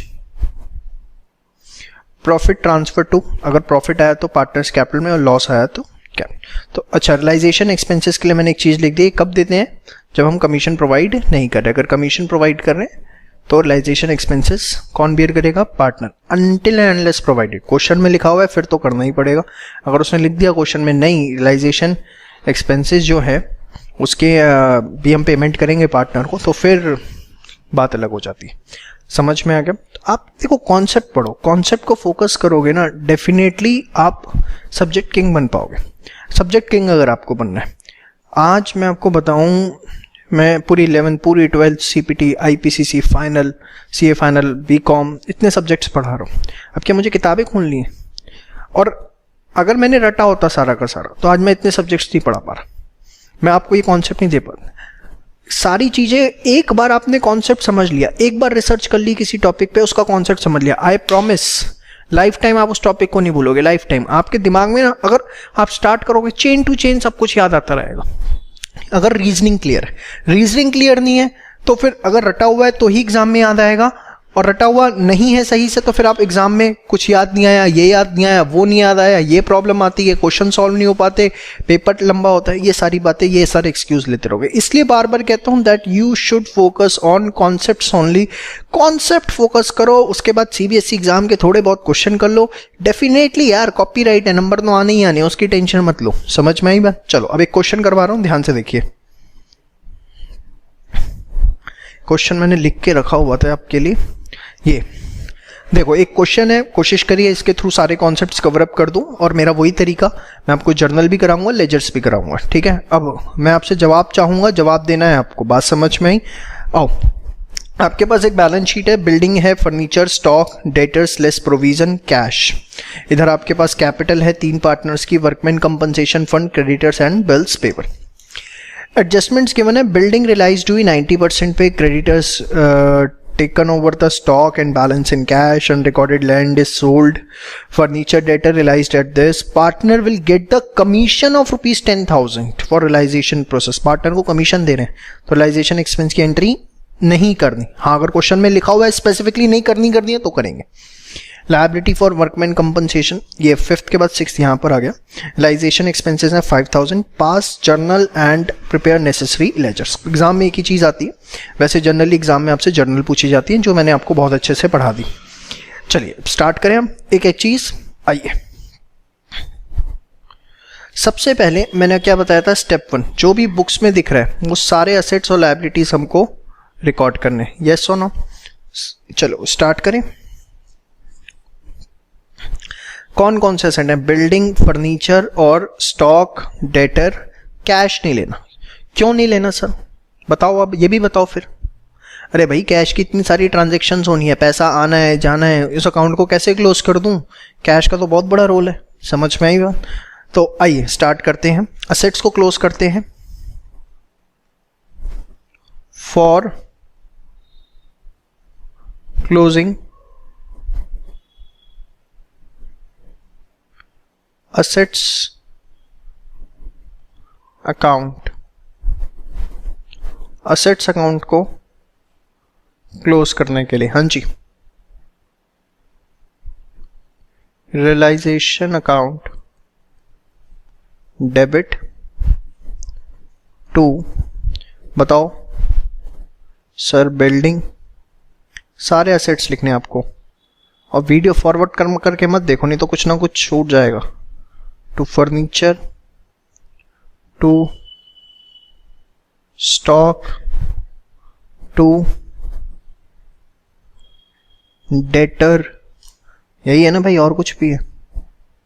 Building fund, इसका आप बेशक स्क्रीनशॉट ले लो और साइड में रख लो अपने पास, या मोबाइल में पिक ले लो, और ये अपने पास नोट्स के अंदर क्वेश्चन नोट डाउन भी कर लेना, क्योंकि जब रिवीजन करोगे तो एक क्वेश्चन होना चाहिए उस समय। चलिए कितनी कितनी वैल्यू है इनकी? 5, 3, 2 और 1। 5 लाख, 3 लाख, 2 लाख। अब मैं जब डेटर्स लिखता हूं ना 1 लाख, तो बच्चे कहते हैं सर क्यों लिख दिया 1,99,000 लिखो ना। देखो डेटर्स आपको दिख नहीं रहा 99,000 के हैं, बता रहा हूं भाई, शांति। उसका भी जवाब देता हूं बेटा। डेटर्स अकाउंट एक अलग अकाउंट होता है, प्रोविजन अकाउंट एक अलग अकाउंट होता है। डेटर्स अकाउंट अलग होता है, प्रोविजन अकाउंट एक अलग होता है। नहीं है, एक मेरी वीडियो है व्हाट इज प्रोविजन करके, अभी 5-7 दिन पहले ही शूट करी थी, उसे देखो पहले, समझ में आएगा प्रोविजन होता क्या। डेटर अकाउंट अलग होता है जिसका डेबिट बैलेंस होता है, और प्रोविजन अकाउंट एक अलग होता है जिसका क्रेडिट बैलेंस होता है। तो प्रोविजन को मैं लायबिलिटीज के साथ क्लोज करूंगा। मैंने व्हाट इज प्रोविजन करके एक वीडियो बना रखी है, जाओ देखो पहले फटाफट, उसके बाद आना यहाँ पर। 5-7 मिनट की वीडियो है छोटी सी, समझ में आया?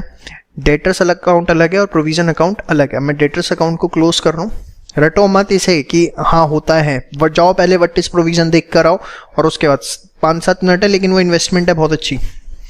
चलिए अब इसके बाद सारी लायबिलिटीज क्लोज करते हैं।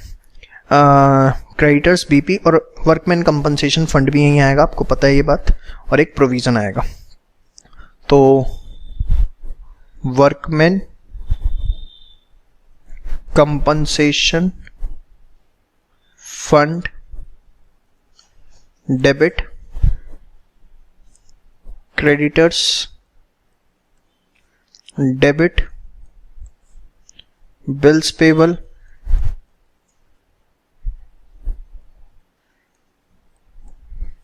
Debit, provision for doubtful debts, debit to realisation.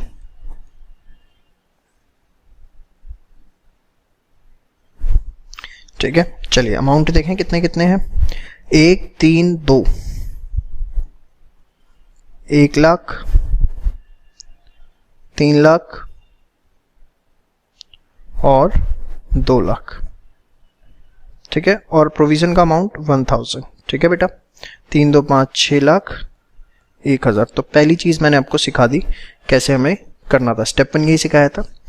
अब आप जब जर्नल कर रहे हो क्वेश्चंस के अंदर, तो आप सारे एडजस्टमेंट की एंट्रीज करना स्टार्ट करो। स्टेप 2 आपको करनी है सारी एडजस्टमेंट में जितनी भी एंट्रीज हैं वो सॉल्व करना आपको शुरू कर दो।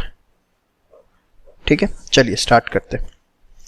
सबसे पहले building is realised at 90%। 5 lakh की बिल्डिंग है, मतलब कितने पैसे आए, 4.5 लाख रुपए। एक एक एडजस्टमेंट की एंट्री करो, कोई जल्दीबाजी नहीं। तीसरी एंट्री हम कर रहे हैं, cash account debit to realisation account 4.5 lakh.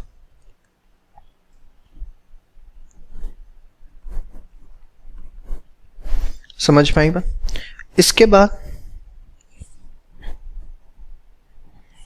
Creditors take over the stock. Creditors ने स्टॉक ले लिया। अच्छा, लायबिलिटी क्रेडिटर अगर कोई भी असेट लेता है कोई एंट्री नहीं होती, बट यहाँ क्रेडिटर 3 के हैं, स्टॉक कितने का है, 2 का। और balance in cash at 50% discount. इसका मतलब बताता हूं मैं आपको। 3 लाख के क्रेडिटर्स थे, जो आपके क्रेडिटर थे वो कितने के थे बेटा, 3 लाख के। उन्होंने 2 लाख रुपए का तो स्टॉक ले लिया, हम अपने आप देख लेंगे। बचा बैलेंस कितना, 1 लाख। वो उसने कैश लिया कितना, 50,000। ठीक है, 50% डिस्काउंट पे। तो बताओ मुझे जो 2 लाख का स्टॉक लिया उससे कोई मतलब नहीं है, मैं सिखा चुका हूं। ओके, मुझे सिर्फ इसकी एंट्री पास करनी है। कैश अकाउंट, सॉरी कैश तो मेरा गया है,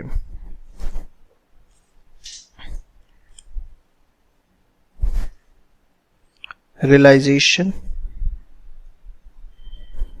डेबिट टू कैश कितना, 50 और 50। समझ पाई बात। आराम आराम से एक एक उसकी एंट्री करते रहो। आगे आगे आप बढ़ सकते हो, बट वीडियो प्ले होते रहो, देखते रहना, बस चेक सही हो रहा है। अनरिकॉर्डेड लैंड 3 लाख रुपए की बेची। अनरिकॉर्डेड लैंड 3 लाख की बेची, बताओ क्या एंट्री होगी। कैश आ रहा है, cash account debit to realisation कितना आ रहा है बेटा,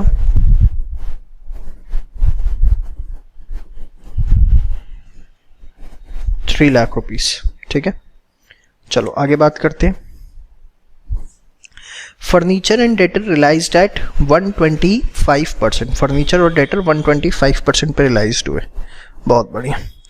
फर्नीचर 3 लाख का है, 125% पे, मतलब ज़्यादा पैसे मिले हैं। तो मैं इकट्ठी एंट्री कर देता हूँ ज़रा इसकी, दोनों ही रियलाइज हो रहे हैं ना। कैश अकाउंट डेबिट, या इकट्ठी क्या करूँगा, छोड़ो, टू रियलाइजेशन। नरेशन प्लीज़ अपने आप लिखते रहना।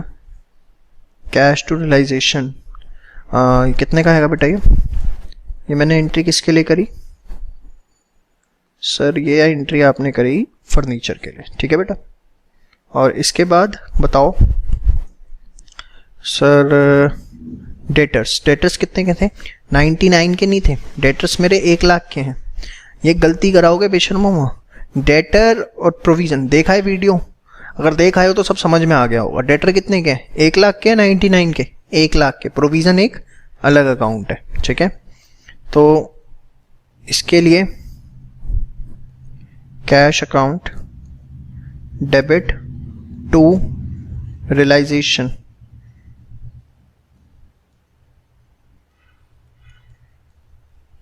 $1,25,000। समझ में आया? चलो आगे। इसके बाद कह रहे हैं partner will get the commission of 10,000 for realisation. तो इसकी एंट्री करते हैं। मैं इसको रब कर रहा हूँ, प्लीज़ उसे आप नोट कर लो अपने वर्किंग नोट के अंदर। ज़रूरी है क्या सर ये वर्किंग नोट में दिखाना? दिखा दोगे तो ठीक है, वैसे ऐसा जरूरी भी नहीं, नंबर तो नहीं कटेंगे इसके कोई। हाँ जी, पार्टनर कमीशन ले रहा है, क्या एंट्री होगी? Realisation debit 10,000। ओहो, कौन सा पार्टनर? अच्छा नाम नहीं दिया ना मैंने, ए, तो ए ले लो। Realisation to is capital, how much? 10,000। इसके बाद लायबिलिटी फॉर वर्कमैन 50,000 पे सेटल हुई। सेटल मतलब हमने पेमेंट करी। तो बताओ क्या आएगा? Realisation to cash 50,000।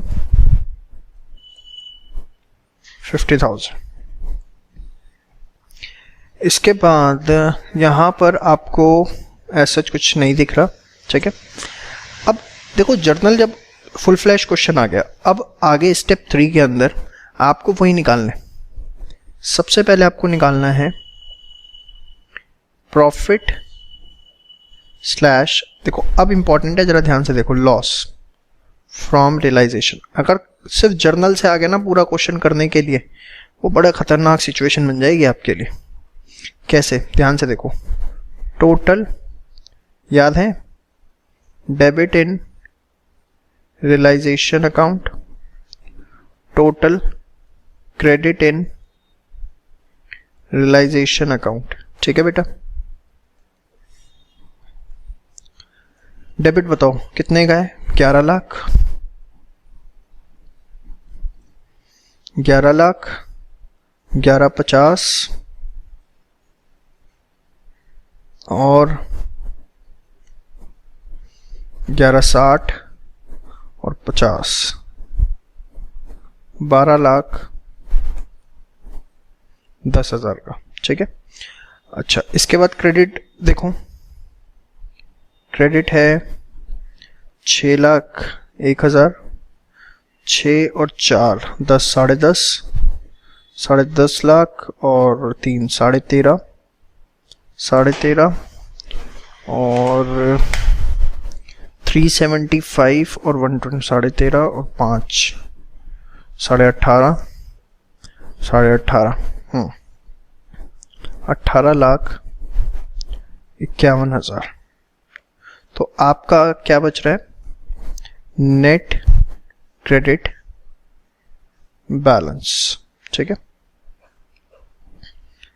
6,41,000। कितना? 6,41,000। एक बार क्रॉस चेक करेंगे, कर ही लेते हैं मेरे हिसाब से।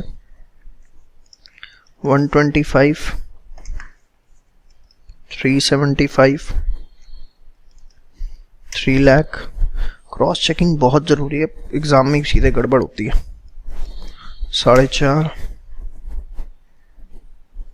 और 6,01,000, ठीक है, कोई दिक्कत नहीं।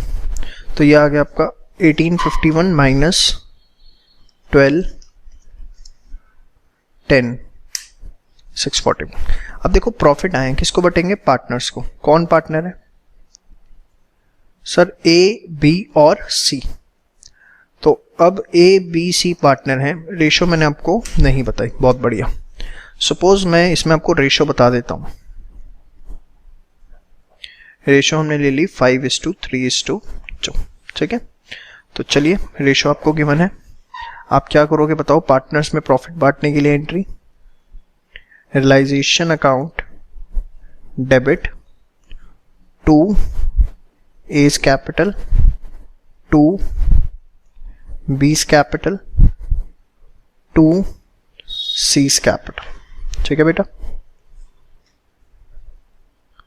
कितना 6,41,000 divide by 10 into 5, 3,20,500 by 5 into 3, 192,300 divide by 3 to 2, और ये 1,28,200। तो ये आ गया आपके पास। अब है मेन पॉइंट, जरा ध्यान से समझना। अब आपकी सारी डिस्कशन यहां पर जाके थोड़ी सी आपको समझनी है। स्टेप 4 मैंने क्या बोला था, पेमेंट टू पार्टनर्स। अब मुझे करनी है पेमेंट, किसको? पार्टनर्स को। और जब सिर्फ जर्नल कर रहा हूं ना, मेरे लिए दिक्कत आ जाती है। अमाउंट कैसे निकालूं? तो मुझे तीनों का बैलेंस निकालना पड़ेगा, ए का, बी का और सी का। ध्यान से देखो बेटा, ए की कैपिटल कितनी थी ये बताओ बस। सर 1 लाख। ए की कैपिटल थी 1 लाख, 2 और उनकी 2 लाख और उनकी 3 लाख, 1 2 3। तो यहां पर 1 2 एंड 3, ठीक है बेटा। इसके बाद आप आगे अगर देखो तो ए की कैपिटल क्रेडिट हो रही है एंट्री में यहां 10,000 से, तो 10,000 बढ़ा दो, और फिर यहां सबकी कैपिटल क्रेडिट हो रही है 320, 500, 192, 300, 128, 200।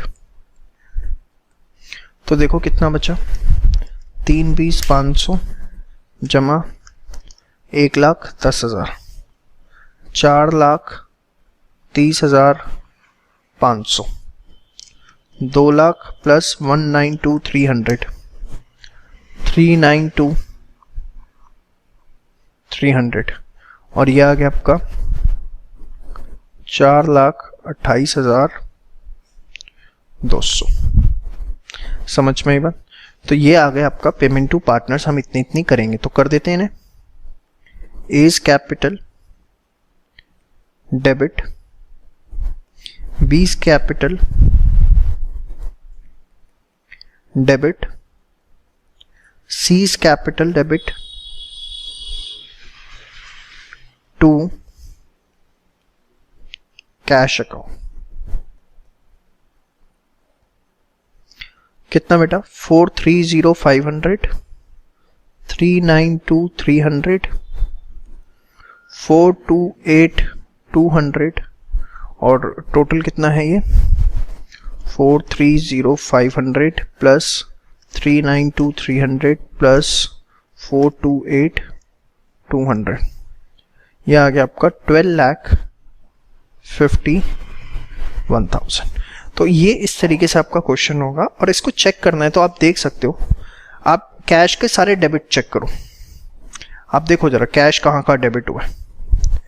450, 3 लाख, 375, जितने डेबिट है उसको ऐड कर दो, जितने क्रेडिट है कैश के आप ऐड कर दो। आप देखो डेबिट और क्रेडिट कैश के इक्वल आ रहे होंगे।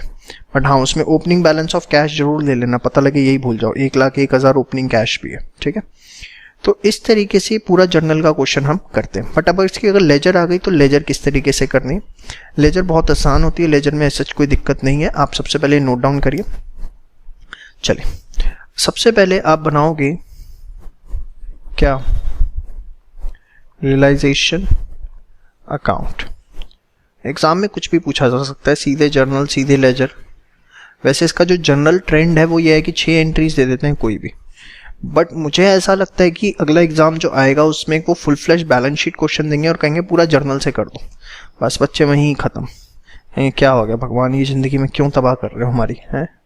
वो भगवान नहीं कर रहे बेटा ज़िंदगी तबाह, आप पढ़ नहीं रहे हो इसलिए हो रही है। बिल्डिंग फर्नीचर स्टॉक डेटर, यहाँ आपने लिखा बिल्डिंग, यहाँ लिखा फर्नीचर, यहाँ लिखा स्टॉक, यहाँ लिखा डेटर। ठीक है, क्या क्या वैल्यूज हैं? 5, 3, 2, 1। सारे एसेट्स लिखे हैं बेटा बुक वैल्यू पे, एक भी कमी नहीं है, देख सकते हो आप। 5 लाख, 3 लाख, 2 लाख और 1 लाख। बैलेंस शीट से ही करवा रहा हूँ सीधे, आप देखो बैलेंस शीट के अंदर जो जो असेट्स हैं, ये हो गया, ये हो गया, ये हो गया और 1 लाख हो गया। ठीक है, अब लायबिलिटी, सबसे पहले तो प्रोविजन लिख लो, प्रोविजन फॉर डाउटफुल डेट, कितना बेटा? 1000। फिर वर्कमैन कंपनसेशन, फिर क्रेडिटर्स, फिर बिल्स पेबल। 1, 3, 2, 1 लाख, 3 लाख और 2 लाख। ठीक है, अब इसके बाद सारे असेट्स को हम रियलाइज करते, वो हम यहां लिखते चलेंगे। आओ, क्या क्या था? बिल्डिंग 90% पे मतलब 450, हाँ या ना? अनरिकॉर्डेड लैंड 3 लाख, फर्नीचर और डेटर्स, यही सब चीज़ें हैं हमारी। ठीक है, चलिए तो मैं पहले सब लिख लेता हूँ यहाँ, इनके नाम ऐसे लिखना है आपको, बिल्डिंग एक के नीचे एक। ठीक है, और फिर था आपका लैंड अनरिकॉर्डेड जो है, फिर फर्नीचर और फिर क्या बेटा आपका डेटर। ठीक है, बिल्डिंग आपका 4,50,000, land 3 lakh, this is your 375 and debtors are at 1,25,000। Payment के नाम पे हम क्या करेंगे? ओहो, इस क्वेश्चन में एक गलती हो गई, बताओ क्या? ये जो बिल्स पेबल 2 लाख रुपए थे, इसके लिए क्वेश्चन में कुछ नहीं बोला और हम भी पेमेंट करना भूल गए। चलो ठीक करो फिर, और क्या? आई के बाद एक एंट्री और होनी थी, कहाँ करूं वो एंट्री? इसको ठीक करिए प्लीज।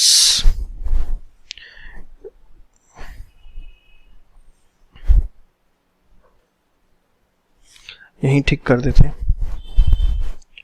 एक एंट्री क्या होनी थी? Realisation to cash, bills payable की, जो आप करना और मैं करना भूल गया। होता है, क्या करें, बड़े बड़े चैनलों पे छोटी छोटी गलतियां होती रहती हैं। तो रियलाइजेशन टू कैश, तो इससे रियलाइजेशन डेबिट बढ़ जाता, सब कुछ गलत हो गया। कितना आएगा? अब कुछ बच्चे तो यही चैनल छोड़ेंगे, आगे बढ़ जाएंगे, और वही गलती करते हैं सबसे ज़्यादा। भाई क्रेडिटर्स बिल्स पेबल 2 के ही थे ना, अब ना गलती हो जाए। तो आपका आया 441,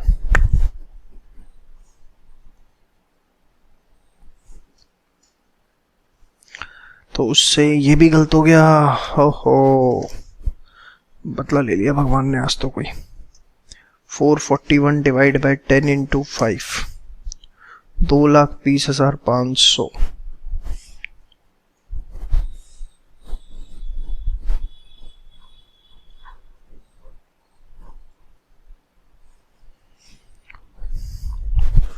$2,20,500। Divide by 5 into 3, 1,32,300 by 88,200। Match कर लेता ना डेबिट क्रेडिट में भी कैश का, सही रहता। टाइम बचाने के चक्कर में फंस गया। चलो कुछ नहीं होता।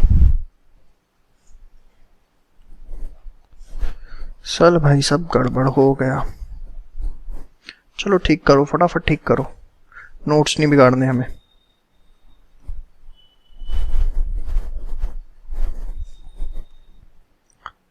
ये 2,20,500 ऐड होगा, 1,32,300 ऐड होगा, 88,200 ऐड होगा, तो 1 लाख प्लस 10,000, 2,20,500, 3,30,500, 2,32,300, 3,88,200। ठीक है, तो 330,500, 232,300, 388,200।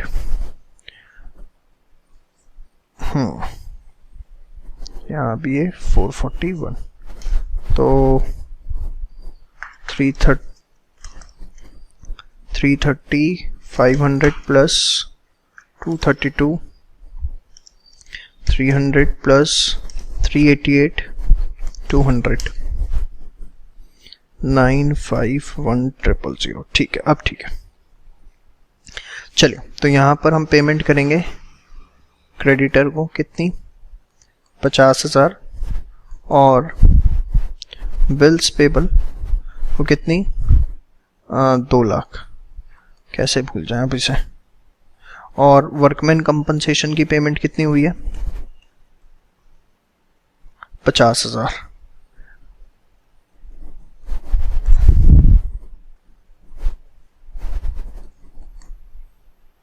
फिर ए को कमीशन कितनी, 10,000। लाइजेशन एक्सपेंसेस की कोई एंट्री हम करेंगे या नहीं करेंगे, नहीं करेंगे।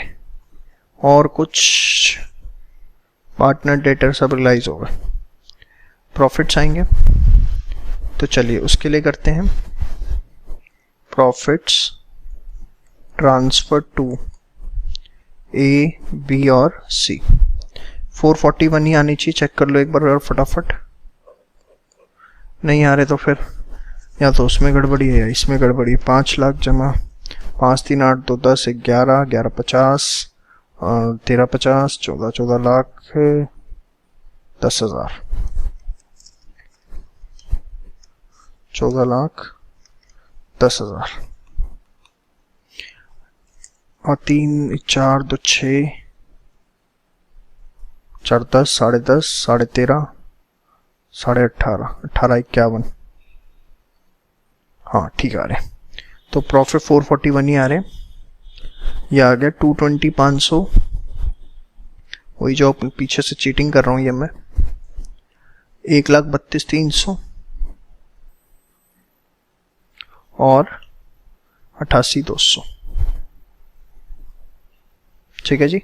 अब इसके बाद क्या बनाओगे फटाफट, आपको लाइजेशन समझ में आ गया। क्या बनाना है आपको, पार्टनर्स कैपिटल अकाउंट। कुछ उसमें मुश्किल नहीं है, पार्टनर्स कैपिटल और कैश अकाउंट आपको बनाना है। पार्टनर्स कैपिटल अकाउंट, फटाफट बना दो इसे तो भाई।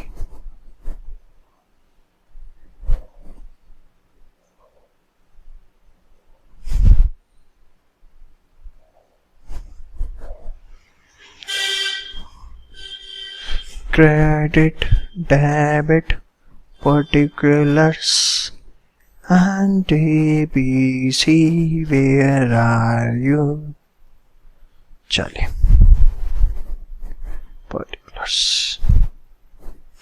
चलिए सबसे पहले ओपनिंग बैलेंस कितना है बताओ sir. 1 lakh 2 lakh 3 lakh.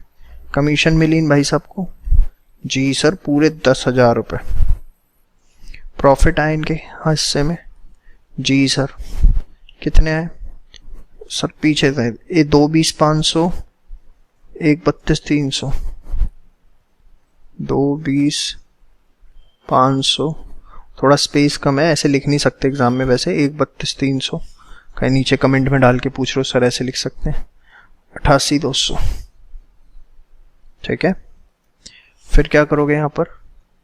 Sir payment कर देंगे कैश अकाउंट। लिख लेना जरा कितनी आ रही है। इसके नीचे बैलेंसिंग फिगर जरूर लिख लेना। वो भी लिख दूं? चलो लिख देता हूं। 3,30,500, 2,32, 3,30, अरे यार बहुत बड़ी फिगर है, लिख लेना अपने आप। 3,30,500, 2,32,300 और 388,200, यही होनी चाहिए। हाँ, इसके बाद कैश अकाउंट।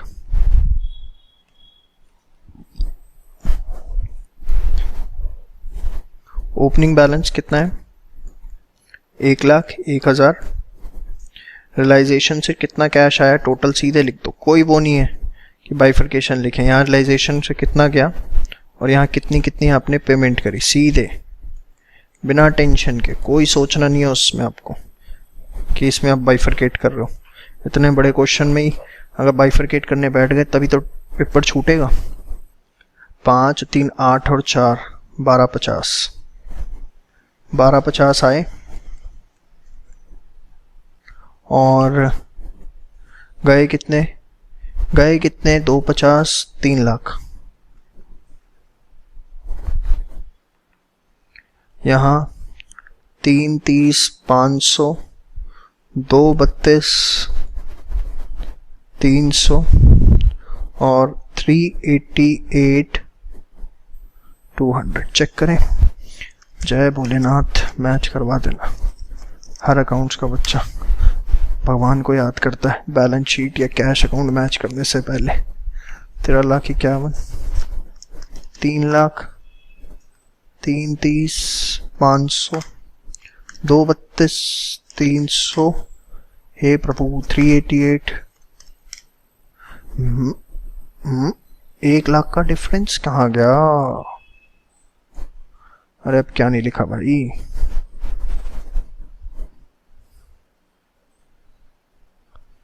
एक, 2, 3,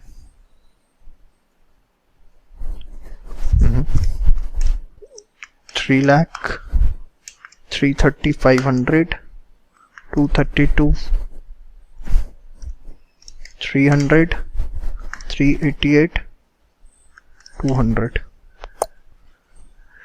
बच्चा बाटी 1 लाख कहाँ गई? 4, 3, 7, 5, 12, 12,50, 2, 1, 3 ही आ रहा है।